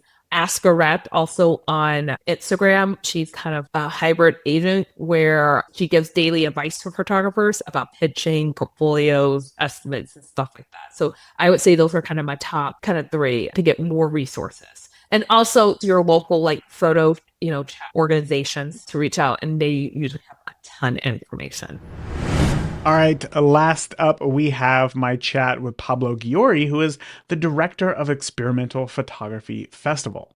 Today, he's going to teach you the significance of making creative decisions at every step of the photographic process, including, using different cameras to explore unique textural qualities and perspectives. You're also going to learn about the fascinating technique of film swapping for double exposures. This one was really fun. This is where you exchange film rolls between different photographers, which leads to unexpected and kind of surreal images. Additionally, Pablo is going to introduce the idea of experimental photo soup. Now, this is where you soak your photos in just different liquids to create a unique visual effect when developing them. And this creates just kind of a playful and inventive way to experiment with your photos that is often not talked about. It's a ton of fun. When did you know that photography was going to first play an important role in your life? I have the feeling that it was not so far away. We can talk about 10 years or so, because I have two different aspects. One is more the research and the historical point of view, and the other one is my more practical, taking pictures, so to say, and then my last version as the director of Experimental Photo Festival. But the first one was mainly doing research when I was doing my PhD in history. At that point, I realized photography was a really strong and powerful tool for understanding history. That was kind of my first moment when I just get connected with photography from a more professional point of view. Then I study more about conservation, research, and heritage of archives of photography. And then I start doing photography by myself, trying to follow the steps of the avant-gardes, Moholy, Nagy, Man Ray, all those kind of things, because it was connected with a photographer that I was working here in Spain. Doing that project, it was crazy. I think that was the moment when I realized that my expressive necessities go through photography in a clear way. And then when we started with the festival in 2025, 6, 7 years ago now, because we started really at the end of the 2018, when I start organizing things related with photography, with this worldwide community that we have on experimental photography, was kind of really clear that photographers were the most interesting people in the world, and I really want to get connected with these conversations with photographers. Can I ask, what were you getting your PhD in? History. History, okay. So yes, contemporary history. It was a comparison between Spain and Canada. Oh, wow. So what was it about photography? Because I know a few people who have their PhD, and it's a very analytical process to get that done. And then you find photography, and it's almost an entirely different world. What was it about photography that made you say, holy cow, this is way more interesting to me than maybe pursuing a PhD? No, I mean, I had my PhD. No, of course. Sorry, I didn't. Yeah, just to take a lot of that time and now focus it in this new direction. At that moment, the photography that I was interested the most was in the archival one, thinking on the first part of the 20th century, 50s and 60s, how you can really interpret the society from their photography. It was not from an artistic point of view. It was not related with my own work. but trying to interpret what the archives were telling us from history, because I was doing a historical comparison between Quebec and Catalonia. It was related with civic society, popular culture, nationalism, different subjects. It was not directly linked with photography. But when I start checking the different documents, you have a lot of books, you have magazine, and then every time that I found the photography, I say, okay, but there is some information that is on these photographies that are not really on the literature or in the text that people has written about all these moments. That was the moment that I saw that there is so much information on those photographies that we really need to have a lot of information to interpret them. And that was kind of the moment when I said, okay, this is not a normal document. This is totally the contrary of what I'm working now with experimental photography, obviously, that we are really going more or less against this idea of the document. But at the first glance, for me, seeing the photographer as a really historical document just blew my mind. So when did it go, though, for you? I'm simply ingesting these documents to, I'm going to pick up a camera for myself and start shooting. Was the idea to document your own life, or was it just to play around? Tell me more about that. It was more linked with experimentation because I'm a specialist in a photographer from Barcelona. He's called Pere Catalaipi. He was one of the avant-garde people mixing double exposure mainly and photomontage. It was the first guy that bring the collage and photomontage to Spain at the end of the 20s. And I was doing, it was not part of my PhD, it was the next project. I was doing a biography about his life, working with his family. It was really, really interesting. And I was really trying to understand how this guy works. Really trying to put myself and my life and my body and everything on his hands. And obviously you can't do a biography of someone if you don't really do what this person did every day. I had this necessity of really becoming myself a photographer for really understanding deeply how being a photography was. And that was the moment when I bought my first camera and I started doing photography. And then I think that I get in a deeper understanding because how amazing can be to make a great photography, how frustrating can be not to find exactly what you are looking for. All those things happened to this guy, and it was a really amazing way of really deeply connecting with his daily life. That has got to be difficult to find a photographer who you like and then try to start emulating their work to see what it's like being them. Surely you didn't, take that first frame and say, wow, I got it. This was perfect. It's an exact copy. What were some of those earliest challenges that you faced when trying to achieve the style of photography? At the beginning, I started with double exposure, and then that was the biggest project that I'm mainly doing because I'm not doing a lot of photography now as I'm a researcher now and also the director of the festival. I don't have a lot of time. But I started learning double exposure because that was mainly what was this photographer doing. Also at that time, he was doing it in the darkroom because he was doing photo montage. I was doing double exposure in camera. That's why I'm playing with my camera all the time. This project is called Film Swap Worldwide, and I was doing double exposure by film swap. Film swapping is you have a film, you make your film at your place, then you take it out, you send it to another one. This other person put the film on their camera without knowing what they have shoot or nothing, and just shoot it again. And you create a double exposure with someone else without knowing what is on the film and just doing it again and trying to see what the result of this chance of good mixings are. It was a good way of questioning authorship, obviously, but also it was really good to go out from this really technical or strict way of doing photography, because in the end you are doing a film and you never know how this film is going to get mixed with another one. And that was pretty frustrating at the beginning, but it was also really powerful because I was really lucky at the beginning and I did a couple of them that they were kind of really, really good. And I say, okay, I want to go this way, Okay, so most people get into photography and they're like, I'd like to learn how to control my camera settings better. And you're like, I wanna shoot film in a way to where I'm going to send it to somebody else and then they're going to shoot it as well to double expose it. And then we're going to develop it together. That seems like such a difficult way of trying to learn this process. But sometimes I guess education is best trial by fire. So how did those first rolls turn out? Some of them were really amazing. And then in the end, I published a book with the best part of that project. I make exchange with 80 photographers at that time. Till now, I have 120 from all over the world. It's one of the biggest projects in the world with this technique. And then you make friends, you get connected with others. Others give you comments, also what you are doing well, what you are doing wrong. And then in some moment, you learn from doing photography that way. Obviously, I was connected with film clubs and other things, and also with all the lomography community. I mean, I was obviously in contact with other people. I was already a specialist in archives, in photographic archives. I mean, I was really well connected with photography in general. I was not just a regular amateur doing economics and just going to make some shooting films on the weekends. I was much more get into the details of photography, but that was my first way of getting in more in a practical way.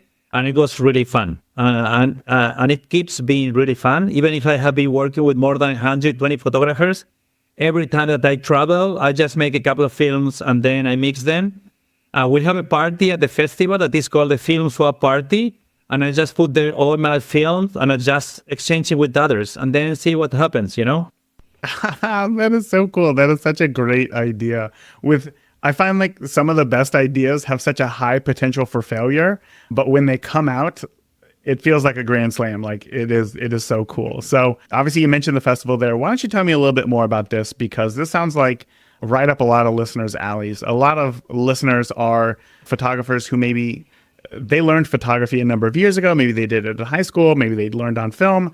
They had a career, you know, whatever it is, and now they're looking to get back into it as a creative release and doing something fun, doing something new, doing something different in photography is always something that piques my interest. So tell me about where the idea of the festival came from and where it's at today.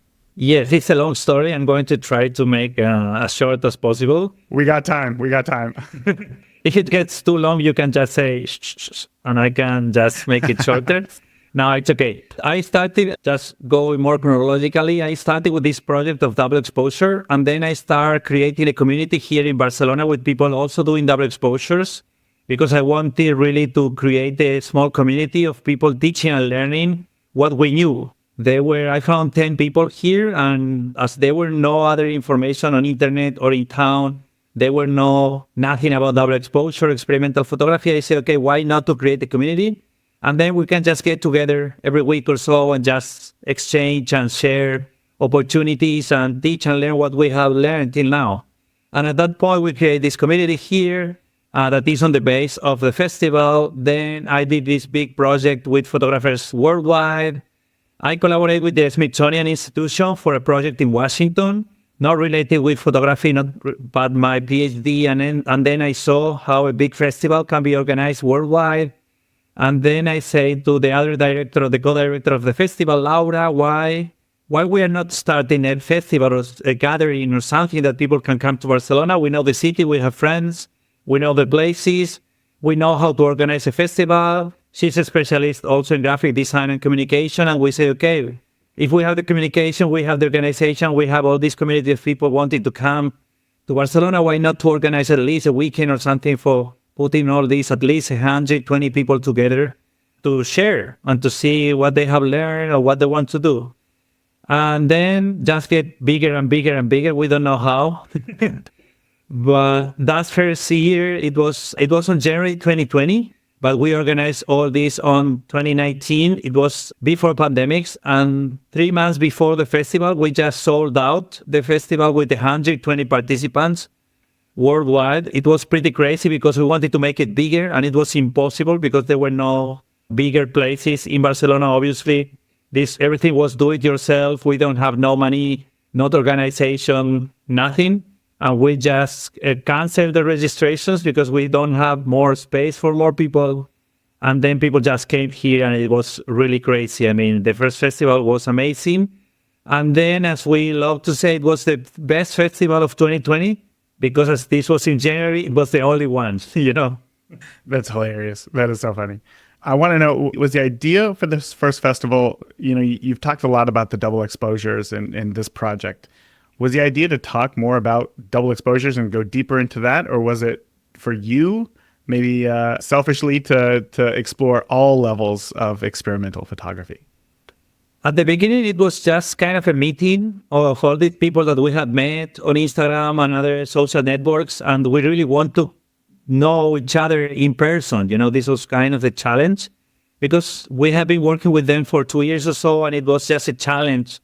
We really wanted to meet them in person. That was kind of the first idea. We thought on doing a festival on double exposure, but it has not a really long interest. And at that point, we were working and we realized with this book, it's really interesting if you want to find it.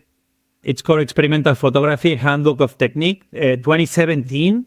And with learning about this book, we realized that experimental photography, the double exposure, was part of a big family of photography that is called experimental photography. And that was the moment where we realized that double exposure was part of something bigger, that there were other communities, that there were other people doing crazy things with photography. And then we decided really to work more on experimental photography and really to do the first festival on experimental photography in the world.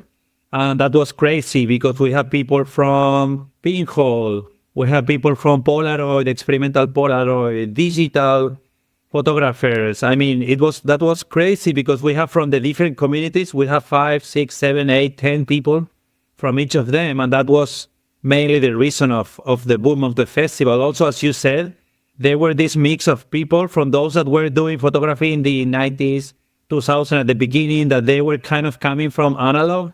Also the new ones coming from digital, and also this new community of people growing on social networks. All these lomographers, Polaroiders, and all those communities working online that they had the opportunity to meet each other on internet because they were sharing on blogs and other things, but they have never ever had the opportunity to meet. The festival, I think, really found that perfect spot that people was looking for. One thing that I struggle with is that when it comes to learning photography, I try to stress the importance of knowing what you're going after, right? Try to have a vision of the end in mind so that you can have something to start working towards. But oftentimes in experimental photography, with these processes that you haven't tried before, or even double exposures where you're giving up so much control, half the control, to somebody else. Where is the benefit? Explain to me how photographers benefit from going through a process like this. Is it more of an education to expand their mind of what's possible in photography? Is it all community? Is it all... Help me through this part. This is one of the things that my mind always has a hard time wrapping around, but yet I love seeing the results so much, even though I could never know that this is what it's going to turn out to be.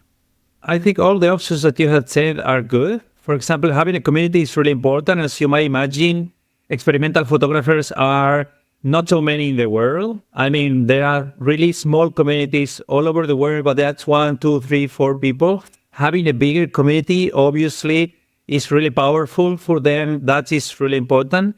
The second aspect that you has also said is that photography is really a control process. People really want to control everything. You really need to have everything in mind. You really need to think photography before.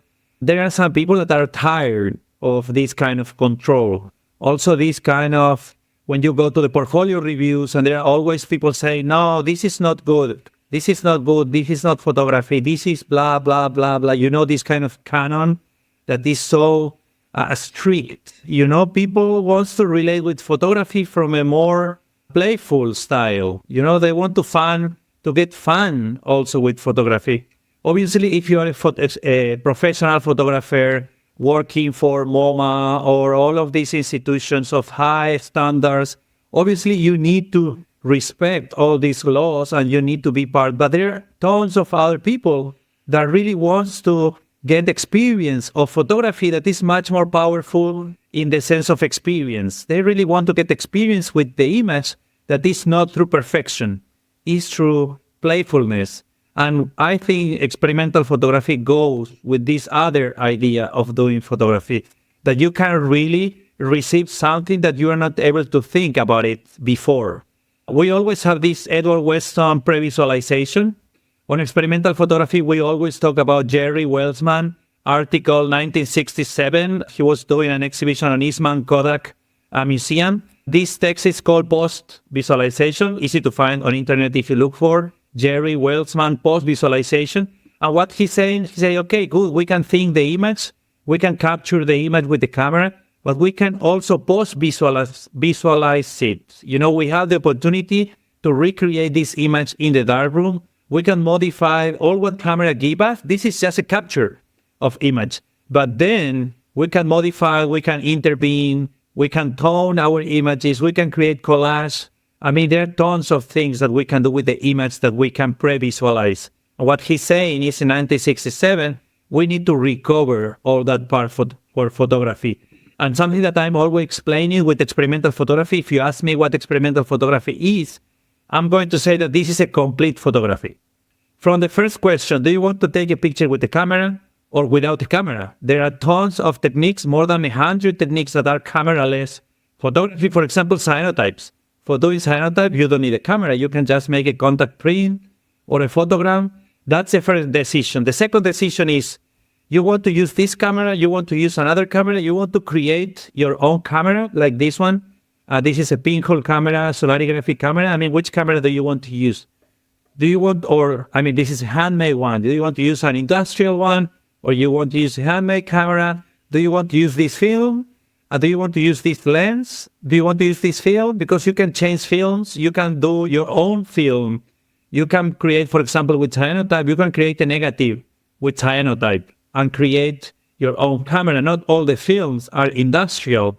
There are also a big family of experimental photography linked with the photosensitive materials that you are going to use. And then when you have a negative, then you can print. From the 19th century, we have more than 65 printing techniques that you can use to print your negative. Van Dyke Brown, as I say, cyanotype, tons of them. In September, we're going to have a new webpage for the Agora with all the details of the techniques, but you can see more than 144 techniques of experimental photography. The most important is to understand all these steps where you can really make a creative decision. Then when you print, when you have your copy, you can intervene, you can modify it, you can burn it, fold in, whatever you want, and then you can make it something digital. You can do, a lot of things with digital photography from that point on. What does it mean? When you do an industrial photography, this industry has taken a lot of decisions. You are going to pre-visualize your images.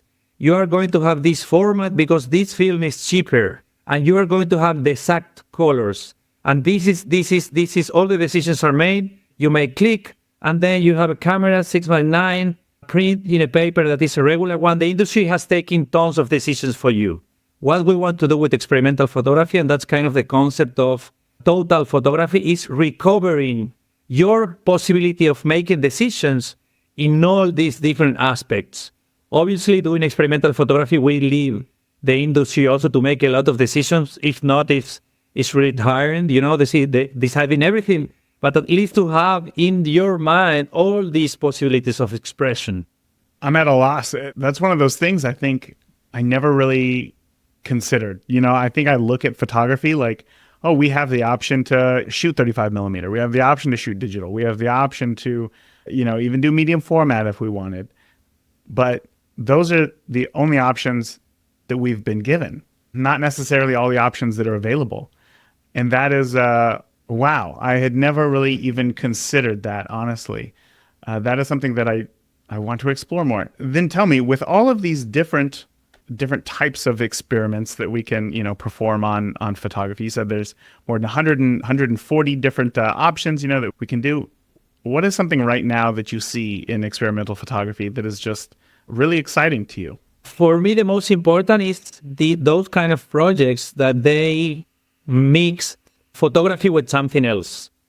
Something linked with science, or mainly with science and technology. That's are the things that interest me the most. When we talk about, for example, the second digital revolution in experimental photography, the first one are those cameras, regular cameras that they just use lenses, but they are kind more do the same. But there are a lot of technology in digital that they can help you to show something that we are not able to see with our eyes. As you might know, at the end of the 19th century, Edward Muybridge and others, they create, this is a big debate with the photo finish. They create this image that was faster than our eyes, even faster than the judges of a horse race, you know? And that was the first moment in the history that was at the end of the 19th century that photography was showing something really new, something that we were not able to see with our eyes. What happened on the second digital revolution in experimental photography is the moment when digital photography can show us something that we are not able to see with our eyes, not with the digital regular camera, not with analog. And that is, for example, I don't know if you know this, but they're radars. Technically, they're radars. This kind of radars is called LiDAR radar. They can really make, it's kind of the radars that the fishing companies using to know exactly where the fishes are, but they can use it to see what are on air. And you can use this radar really to recreate a 3D image of the reality, but seeing things that you are not able to get in. There is an amazing project when I learned about this technique. His name is Chirag Jindal. He's an artist from, I think, New Zealand, and he was really making pictures, 3D pictures of caves that are in New Zealand that you're not able to see. He's using this radar really to see how the houses and cars are from inside, and also what is underneath the earth on these caves that you are not able to see. Obviously, this is an image that is recreated with the digital information, that then this technology can recreate a 3D image of the reality that is exactly the same thing that we can see in the reality. But the good thing of these scanners, these radars, is that you can see inside of the stones. And this is the moment when you can see something new, recreate as an image in the end with this digital information that you can have from a radar. So let me ask then, what do you do with this information, right? So somebody goes and takes a radar scan of rocks, of houses, of a cave. What do we do with this? Does this just get printed in a traditional 16:9? Or like, am I thinking about a finished product incorrectly? What comes out of it? Chirag Jindal is selling really expensive copies. I mean, really, really, really big copies of the images of these houses, these cars, and all the caves that are created and recreated on the stone underneath of the houses. I mean, you can see kind of the different levels of the houses and also what you can see underneath of the earth. And this was part of his research for his master thesis. And he's an artist selling this kind of work of art everywhere. But these images are not created with the regular cameras. They are really created with a radar. And that is, for me, is crazy, because that is the moment where really a digital technology can show us something that we are not able to see in any other way. This is really, that's why we call this moment a second revolution in digital. I see. Okay, that makes sense. This new question just popped into my head then, because I had never really thought of anything like that. When it comes to trying something new, right, something experimental, do you find that the idea comes from seeing the technology in your hand? In this case, like, oh, wow, I have this radar scanner. I wonder what I could do with it. Or does it come from, man, I'd really like to achieve this technique. I wonder what technology it would take to achieve something like this. Does that question make sense? Yes. I think there are two different approaches. One is more the artistic one. People that comes more from the art where they normally see these new images and they say, okay, I want to learn this technique. And they look for information. That's why we have the festival. We have Agora, also this school for teaching the techniques. But they mainly come more from an artistic point of view. But what you are asking, and I think that this is also Chirag's point of view, he comes more from a technological or from a research point of view. I mean, I come from geology, but I'm not happy with what I can see on the regular maps. I want to see this reality from a different point of view. I want to study more about radars, and I want to see if I can adapt one of these radars to what I'm looking for on my artistic research. You know, this is kind of the mix. This is always happening on experimental photography. that you want to see the reality in a different point of view. There is something in your head, in your mind, that says, okay, it's good with my camera. I'm not going to say that I'm done with the camera, but I want to see something new. And at that point, people start looking for new things. For example, even printing techniques, as I say, cyanotype, for example. You have been printing all your life in this kind of 2 hours printing things that you can do in the supermarket. And then you say, no, I want to learn how to print my images because I don't want them to look so real. I want to be able to intervene them. And then you can start learning how to print and then how to modify all these printings, for example. It can come from a really scientific approach because we have a researcher, for example, for NASA, and she's working with light painting in Polaroid. She's Felicita Russo. She's a crazy art scientific that in the end comes to art because the scientists just get crazy and at some point they want to link reality or something and they get closer to art. Or we have the other way around. We have people from art that they want to create things in another way and they get connected with experimental photography. They understand all these 144 techniques and they say, okay, as you said, this is crazy. I think that there is something that I can use from this technique or this experimentation for my work. Obviously, I want to use it for what I'm thinking, to express myself, but I'm going to take this and this. And the best moment is when someone can really mix different techniques or different ideas to express what they are thinking, and they find different ways. That is something good about experimental photography. There are so many ways of expressing yourself that it's pretty easy to find something new and something that you feel comfortable with creating. So then, would you say that it's possible, because there's the two schools of thought here, and I'd love to get your opinion. Trying something new, it can be scary, right? There's a high possibility of failure and it not going your way. What do you do in those times of failure? And side question, would you consider it even technically a failure? Two questions. The first one is, if you're in a bad time, that's life, get closer to friends. Get your community, and that's why also we are working so hard with community, because there might be someone in the community that might help you in an emotional point of view, but also on the technical point of view for you to stop failing, so to say. This is the idea. The solution is the community. You are not going to arrive to the future of photography, that is the goal of experimental photography, finding something new by yourself, because you are not able to know everything. There are so many techniques, so many new research, so many history. It's impossible. You need to get together with other people. All those other people are going to help you to have more information, to have more feedbacks, to receive new ideas, and also to have a community to help you on these hard times. That's the first question. The second question is, for us, there are never failures. For example, we are going to be doing this year at the festival an exhibition about Fox Talbot, or Whitwood. Whitwood was a guy doing photography at the end of the 18th century. He was doing ephemeral photography because he was trying to fix the images. There are no fixed images, but they were doing the research to find a way to fix it. And Talbot, Daguerre, and others were able to fix the images of 1939, as you know. But the thing is that not being able to fix the image is not a problem, because you are on the way of creating new images. The ability of fixing the image, as we normally say, is something on the industry of photography, because you want to conserve that image. But you don't really need to fix the image and to have this image forever. This is a problem of contemporary art.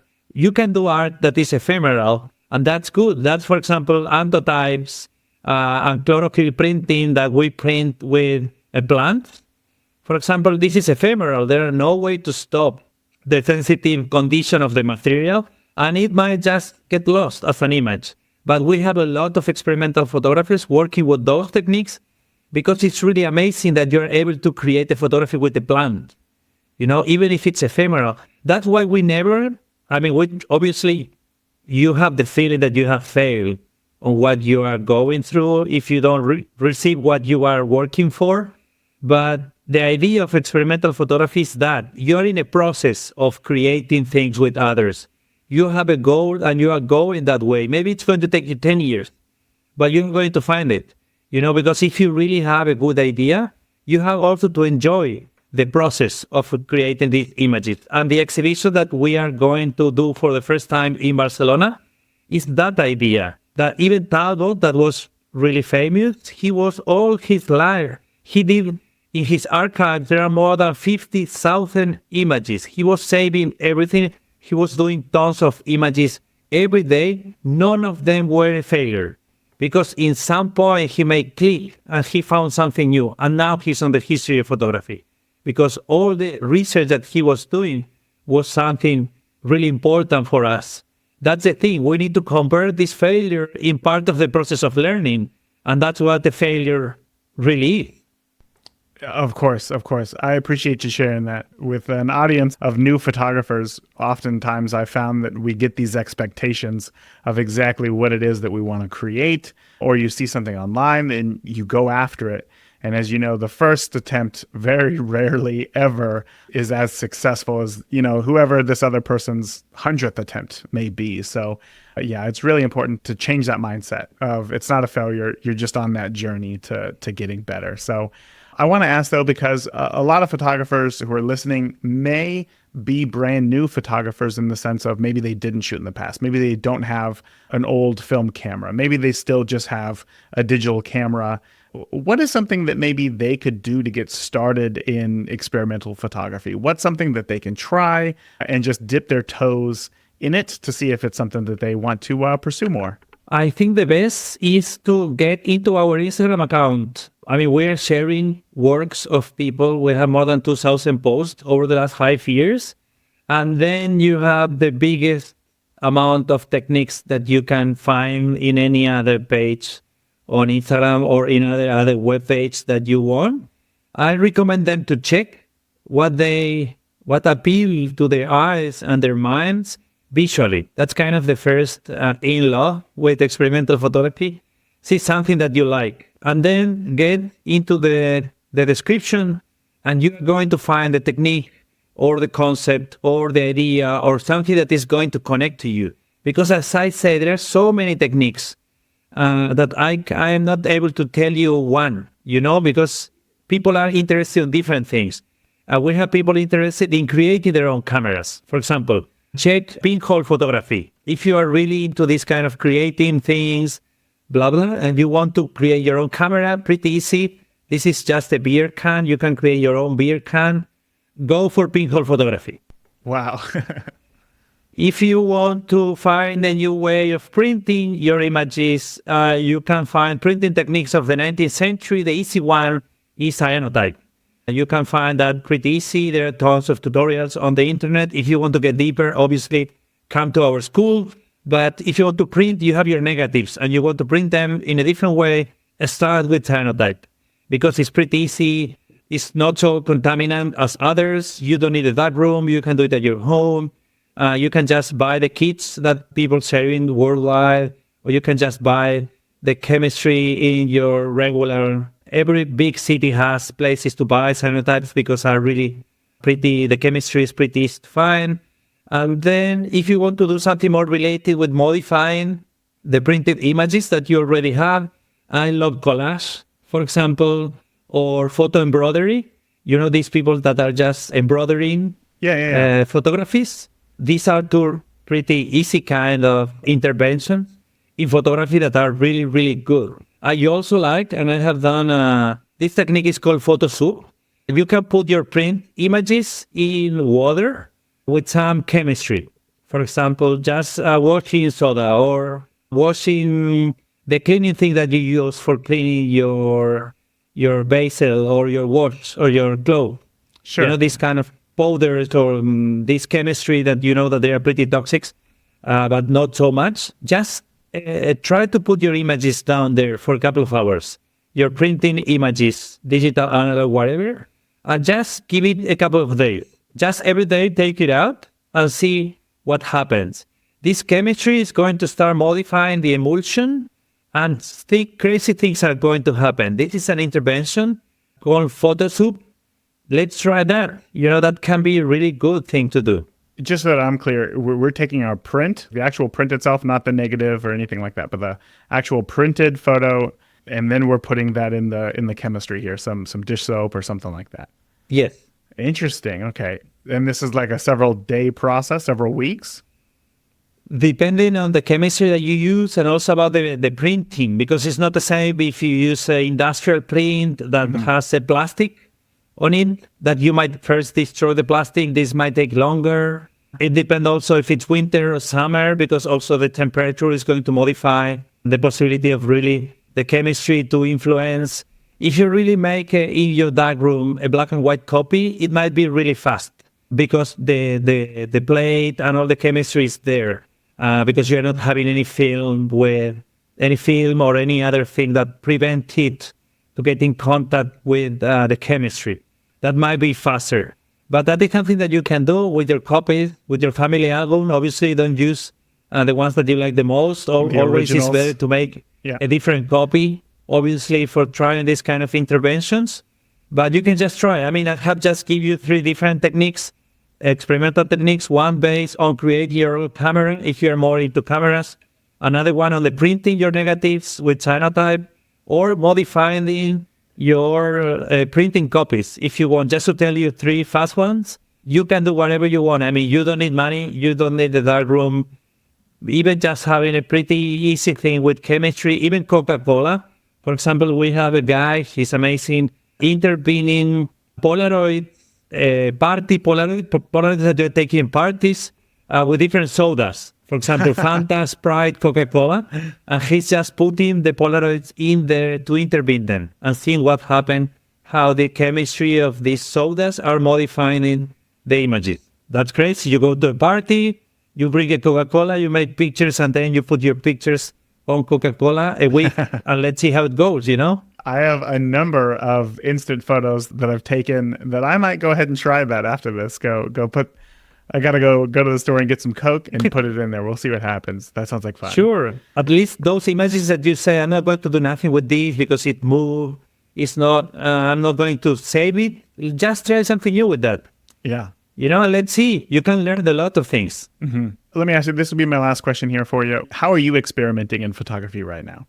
Myself, I'm experimenting in creating a big community worldwide during a festival. Come on. I'm definitely going to ask you more about the festival here in a moment, but I want to know, like, what techniques are you trying? What are you doing with your images? What's just exciting you to pick up your camera and shoot? I mean, I have a big archive. I'm working mainly with my archive, but for example, I'm using all my possibilities of learning. I don't have so much time to get into the details with things, but as I'm organizing the festival, we have a lot of opportunities, and I'm trying to use them. For example, 2 weeks ago, we were in Madrid doing a workshop on cyanotype. We did ceramics, we did stone, and we did kind of the classical. And this was a print that I did of a portrait in ceramics with cyanotype. And it's my last kind of learning research on experimental photography. So that's a print right there. So you printed an image onto a ceramic tile using the cyanotype technique. Yes. That is very cool. That is cool. Yeah, that might be interesting. So we just recently refloored our house, but now I'm thinking like, oh, how cool would that be to, obviously this could take years, but to make a collection of cyanotypes on tiles and then like tile a bathroom of all of your family photos. And then you could never sell that house because nobody would buy the bath, but it would still be, it'd still be amazing. That is very cool. Sure. Well, Paulo, thank you for sharing that with me. As we come to the end here, I want you to tell me a little bit more about the school. I know people are going to be interested. Where's the best place to get updates? On our webpage, on our Instagram account, just follow us. If not, send us an email. We can follow. If you go there on our webpage, you can follow the newsletter that we have. We are sending 15,000 emails every month with information. For sure, you are going to find there all the information about the online festival, the school, and everything. Man, what a journey through the world of cameras and camera settings and ideas. I really hope that this mega episode has given you just a wealth of insights and fresh ideas for how to approach your gear with a new mindset. From Christopher Gilbert's insights on sensor sizes and lenses to Pablo Giori's experimental techniques with unique cameras and film. You've just absorbed, so much advice that, if implemented, will take your camera skills to that next level. So it's time to put in the practice, whether you're switching up your style, experimenting with film, or refining your settings. Remember that your camera is your creative tool, right? It's what helps bring your vision to life. It doesn't create it for you. So the more that you explore and understand its capabilities, the more it will reward you with images that reflect your style and skill. So go ahead, grab your camera, get out there and make something amazing. Why? Because remember, the more that you shoot today, the better of a photographer you will be tomorrow. Talk soon. Thank you for tuning into this week's episode of the Beginner Photography Podcast. If you enjoyed today's episode, please share it with a friend. Start a conversation. Grow together. That is it for this week. Remember, the more that you shoot today, the better of a photographer you will be tomorrow. Talk soon. Thank you for listening to the Beginner Photography Podcast. Keep shooting, and we'll see you next week.